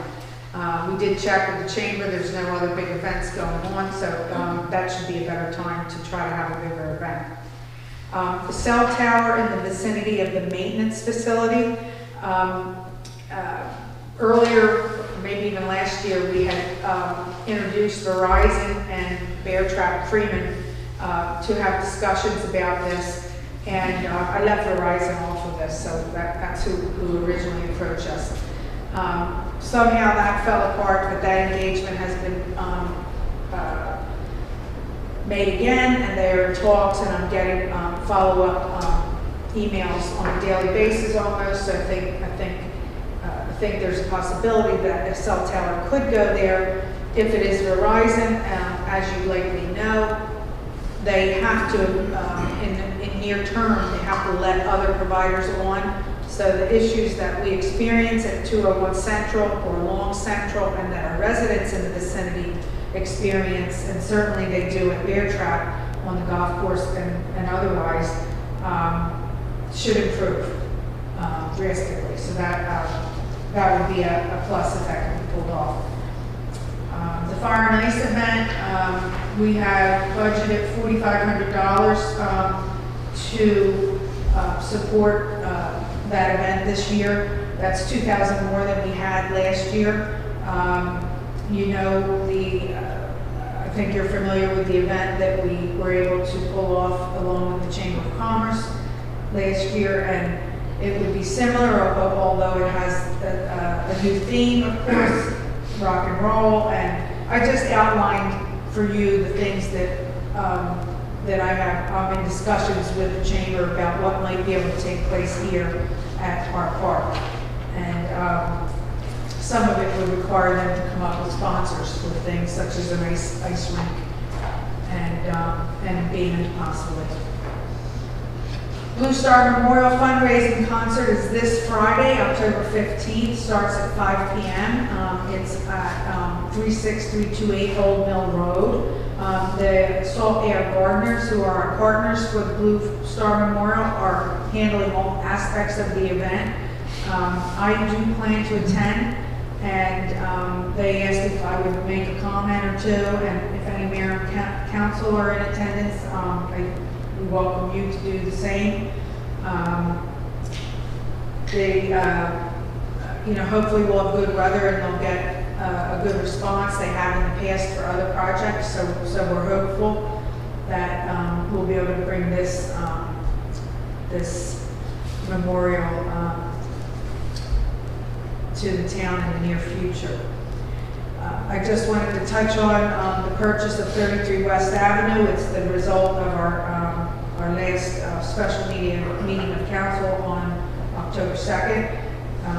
As you know, it's the property across the street from John West Park, this building, our community center, and the purpose was to secure it for additional parking. We hope to be able to settle on the property by the end of the month. The town solicitor is handling final details. Of course, I'm available to help if necessary. And I just wanted to also make it clear that the funds to purchase this property or funds that were set aside in an emerging project fund that for the very purpose of affording the town the opportunity to act quickly on things like this that are identified. We have a workshop tonight, and then we have another one scheduled for the 26th that would be on the charter review outcome. And then I also provided you information on the public works efforts in the recent month, and I'm very happy to answer any questions about this or anything else. Any questions? I have a question. How tall will the cell tower be? How many feet? I think 100. I think it's 100. Actually, I really can't say because there's no design made yet. But I have to go back and look, but I will look and see if I have anything, and I will let you know. I'm sure there will be complaints. Yes. You know, and there's a process for that. The thing is, there's complaints about the coverage already, so we don't know. This one could be different than others. If you've been back to our maintenance facility, it's kind of like hidden by the golf course and our buildings and their maintenance buildings. Like, I've never been involved in a tower situation that was this kind of, you know, out of the way. So I don't know, but I'll double check. Thank you. There is, Councilman Smith, or White, a fairly complicated wireless communications portion of our code that will make it, will require Verizon to do co-location work in order to show that there's no other available space somewhere, and it's compliant with the FCC regs and state law. I don't anticipate it to be as controversial as the 5G towers and Dewey Beach that we know so much about. I have in Beartrap two retired Verizon executives, both of whom have told me that Verizon is going to outlaw the tower business, and they rent their towers from AT&T. So if we're dealing with Verizon to build a tower, I think we need to find out if they're going to build it or if they're going to contract it out to AT&T, which means that we are paying extra for something, if we're paying for it. No, we're not paying anything. The engagement happened because Verizon reached out, it's over 2 years ago, maybe now. And he reached out to me to see if there was any place, because we were complaining, and we were telling them about complaints about call drops, and they were getting complaints about call drops from people who have Verizon in the area. So to try to find a location that might be good in that vicinity. I don't know if any of you, if you try to use your cell phone sometimes in our building, or if you go just right in our parking lot. A lot of times, a lot of you try to make a call right when you're leaving, right? And you can't get the service. So there's an area right around our administrative building that is very sensitive, and you can speak better for Beartrap whether that's an issue. It's definitely been said to be an issue on the golf course. Freeman's interested because they get a lot of complaints from people that are using their amenities. So. Sure, there's that public safety component too. The police cars all have computers now. We can't operate without them, and we're running off the cellular signal. And it's a battle that Russ primarily has been fighting now for a couple of years, trying to tweak it. And we dropped the signal. We can't write a traffic ticket. It's not just us now. It's the Millville Volunteer Fire Company, the Sussex County Paramedics. So everybody is relying, public safety-wide on this, cell service. So we're highly anticipating it. We're hoping it's going to alleviate some of our connectivity issues because it is a problem for us. And I just wanted to share that I think everybody knows that the property that our maintenance facility is located on is not our property.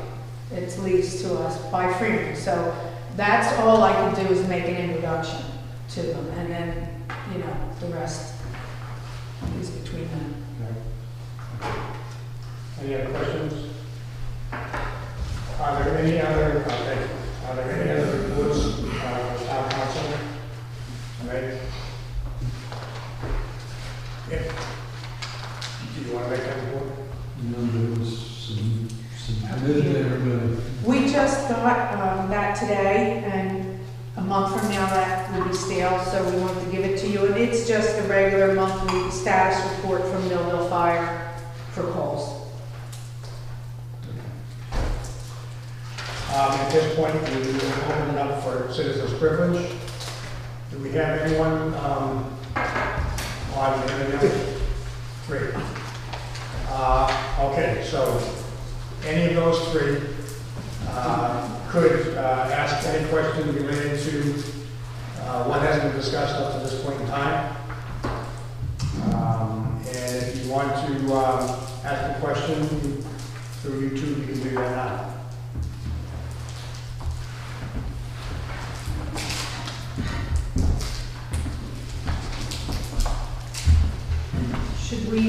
Should we tell them the email? It's contact at, hold on, I said. Comment, not contact. Comment at oceanviewde.gov.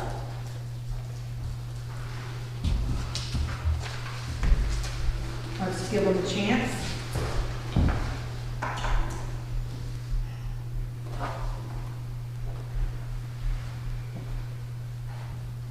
Hearing no comments, we'll move on. If anyone wants to comment, they have a second chance in the second citizen privilege. Do we have any introduction of ordinances? We do not. We do not. Okay, moving on. We are moving on to discussion and consideration of possible voting on a recommendation to appoint Rob Wallace to the Board of Adjustments to complete the term of Larry Kilovitz to 5/22. Thank you, Mr. Mayor. The Board of Adjustments had a vacant seat following the resignation of Mr. Kilovitz in, I believe, May or June. Mr. Wallace previously served as town councilman in District 4. So therefore, he has some knowledge of the town, and it is therefore recommended that the mayor and council appoint Bob Wallace to fill the vacant Board of Adjustment seat. Any comments? If not, I need a motion to appoint Bob Wallace to the Board of Adjustments. Motion to appoint Bob Wallace for the Board of Adjustments. I second. All in favor? Aye. So passes. Thank you. Discussion and consideration of possible voting on the contract OVP Z&B 22-08 for fiscal year 22, concrete improvements. Ken? Advertisements soliciting sealed bids for the FY22 concrete improvements in Savannah Landing, project number OVPZND 22-08, were placed in local newspapers and on the town's website. This work involves furnishing all labor, materials, transportation, tools, supplies, and equipment necessary to replace existing driveway aprons to make them ADA compliant in Savannah's Landing, located in the incorporated town of Oceanview. This contract is the first of an anticipated 3-year effort to complete 185 locations in Savannah's Landing. Current funding level for this contract will allow for the completion of 24 locations, leaving 161 locations for the outreach. 3 sealed bids were received and opened on September 23rd, 2021. George and Lynch Incorporated of Dover, Delaware, was the low bid. A complete review and summary of the bids was performed by Mike Biacco, project manager of the Kircher Group, and it's attached for your review. Funding is available for these repairs in the FY22 budget line item, sidewalk repairs totaling $125,000 as of October 7, 2021. It is therefore recommended that the mayor and council authorize the town manager to enter into a contract with George and Lynch Incorporated for the total bid amount of $112,424.76. Thank you. Any comments? Would you mind clarifying how they are not ADA compliant? Is it because of the slope or what is it? It's because of the slope. They're the old style, so if you're have difficulties walking through a walker or you're a wheelchair bound, the slope drops you off the sidewalk at an angle that is too steep to traverse. Well, the rules got changed how many years ago? This community was constructed in 1991. Yeah, and then, yeah. This Yeah, is a- so, and the ADA guidelines they evolve about every 3 to 5 years. They're currently changing.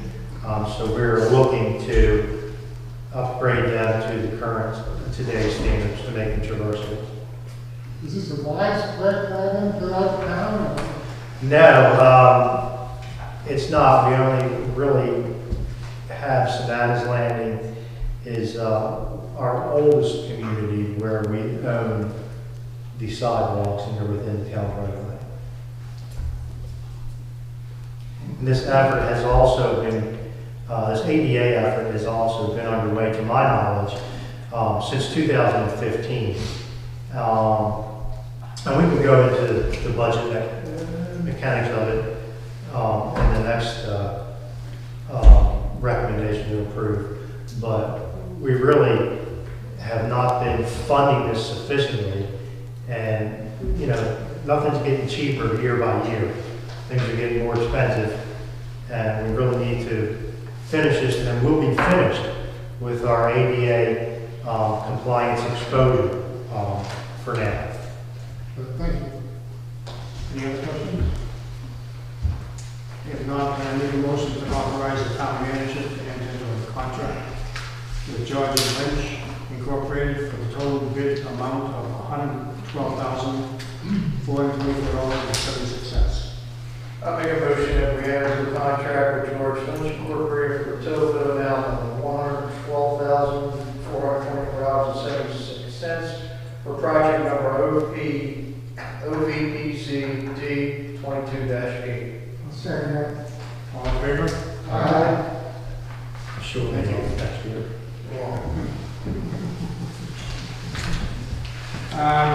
Next item is the discussion, consideration, and possible voting on increasing the dollar amount on the contract OVPC and D 22-8 fiscal year 22 concrete improvements.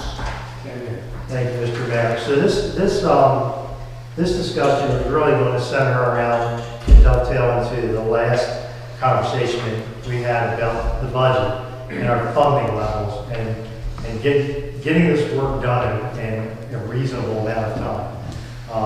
So the work involves the furnishing of all labor, material, transportation, tools, supplies, and equipment necessary, unit price costs to replace existing driveway areas to make them ADA compliant in Savannah's Landing.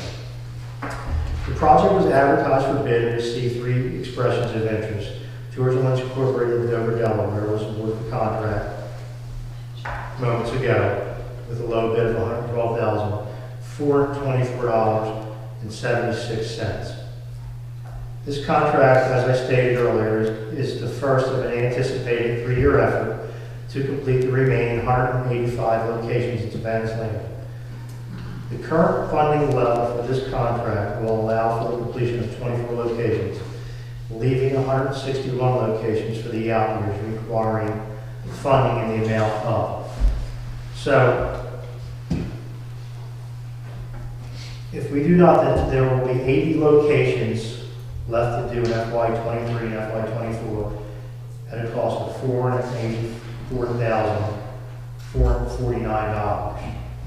Completing an additional 19 locations at a cost of $95,000, leaving 142 locations for the out years, will require funding in the amount of. That will leave, if we add 19 locations to this contract, that will leave 71 locations in FY23 and FY24. The cost drops to $427,278. If we add 29 locations to this contract at a cost of $145,000, that will leave 132 locations for the out years and lessens the funding burden to $397,188 in FY23 and FY24. I believe through the review of the bid prices that the unit costs that we're paying for this work are extraordinarily reasonable and are best value for the town of Ocean View and for our citizens. So I'm leaving it, these are the recommendations I'm giving to mayor and council, to do no less than 19 locations, to consider completing 29 locations, or somewhere in between.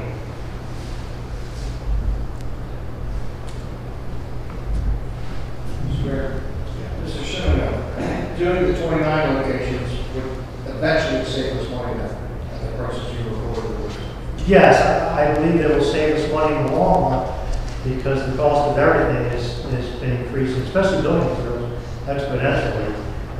We're hoping that they'll come down, but we don't really know whether they will or not.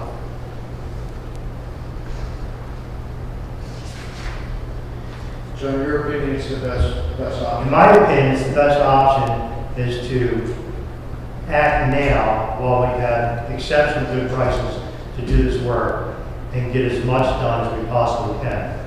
We have the funding available in excess funds. Next page, the work is usually funded with the general fund. Funding is currently available in the street repair and replacement fund in the amount of $342,500 in excess funds. And that would be for what total of locations? Was it 48? Whatever you pick. 19 has a cost of 95, 29 has a cost of 145, but Ken's identified up to 342 available. You want to know how many locations 342 would do? Right. Where are we buying? 68. In addition to the ones that were previously contracted for. In addition to the 24, we're going to do 68 additional ones. About 420. Doing the math. So there's only 12, there will only be 12 left. No, there would be 185 minus 68. 185 minus 68, 24, 70, 92. 185 minus 92. And the funding's there. Money's there. Yep. We leave 93 to split between the 2 years and do over 1 year. The money is available in the street repair and replacement fund. And the contractor's the right contractor, he does great work. So you got all three, you got value plus good price. And Don concurs with what Mr. Simmons said, correct? Thank you. Risking life and. Do we have the money? Normally, this is paid for by the general fund, but it is allowed to be paid for by the street repair and replacement fund. Right now, we currently have above what we put into street repair and put into the capital replacement on a monthly basis, we have the 300,000 sitting there. That would eventually go to the street repair fund at the end of the year. So there is money available and that hasn't been given to street repair yet. Keep in mind, this is the trust fund This money is that trust comes fund. from the transfer tax money that we don't use for operating. So this, at the end of the year, we budget for how much we're gonna send to street repair, but we have excess available. We know we have excess above the budgeted amount. And that's what we're eyeballing to because of the good rates, as Ken has described. If anybody has a question, if I haven't been clear, just ask and I'll try to be more clear.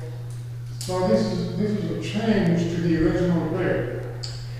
This would be We do it. not have to rebid it. We don't have to rebid it. We have the unit prices, so we know what it is. They're doing the same work in the same development. So we would just add more aprons for them to, more ADA ramps for them to do, taking advantage of the very good pricing that we got. Thank you. Any other questions? Seems to me then that we need a motion to approve the budget of $342,500 for 68 locations. Budget, the board of a change order for, whatever, 68 additional locations. Yeah. Right, Okay. With that change, right. we need a motion.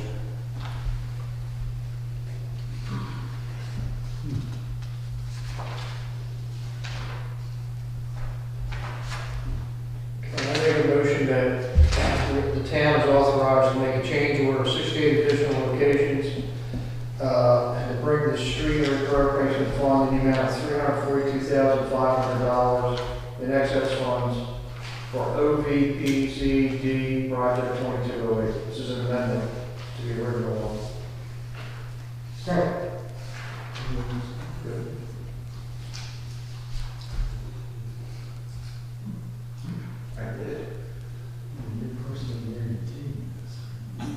All in favor? Thank you. So passes. Thank you. I'm waiting to see who's my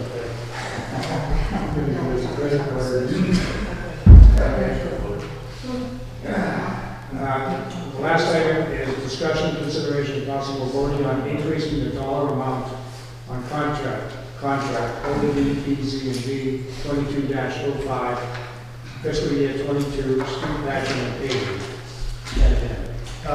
Once again, Mayor and Council, this is a request to add additional work to a contract based on the extraordinary good prices we received for this bid. If you recall, when I brought this contract to you last month, there was a question about why the bid was so low, and I informed Mayor and Council that the town engineer's assumption of the cost of hot mix and asphalt was irregularly high, and looking at the three bids, those line items were pretty much even throughout the three contractors, and that's why that bid was approved. Once again, this work involves furnishing all labor, materials, transportation, tool supplies, and equipment necessary to make roadway patches, mill and overlay, unit prices to Briarcliff Court, Dove Court, Cedar Grove Court, and October Glory Avenue from Willow Oak Avenue to Sycamore Street, all located in the incorporated town limits of town of Ocean View. The project was advertised for bid and received 3 expressions of interest. George Lynch Incorporated of Dover, Delaware was awarded the contract on September 14, 2021 with a bid of $231,995.25. Due to the favorable dollar cost of the unit prices in this contract, it would be in the best interest of the town of Ocean View to allocate additional $50,000 for patching and paving at Tyler Drive, Amanda's Court, and Mary Elizabeth Drive in the Savannah Landing community, as well as locations on West Avenue. Funding is available for these repairs in the current FY22 budget line item, street repair and replacement. The total amount available is $129,228.42. It is therefore recommended that Mayor and Council authorize the town manager to increase the contract unit price quantities by allocating an additional $50,000 for a total contract amount of $281,995.25. Thank you. Any questions, comments? If not, then I need a motion to increase the contract unit price quantities by allocating an additional $50,000 for the total contract amount of $281,995.25 for OVPZ&D 22-05. Motion to increase the contract unit price quantities by allocating an additional $50,000 for the total amount of $281,995.25 for project number OVPZ D22-05.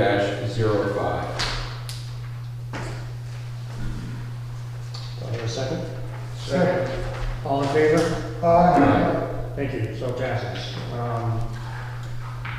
Any additional items before we go to citizen privilege? If not, it is now open to citizen privilege to ask or comment on anything that has happened tonight. Using the same email that was, I'll mention it again, it is comment@oceanviewde.gov.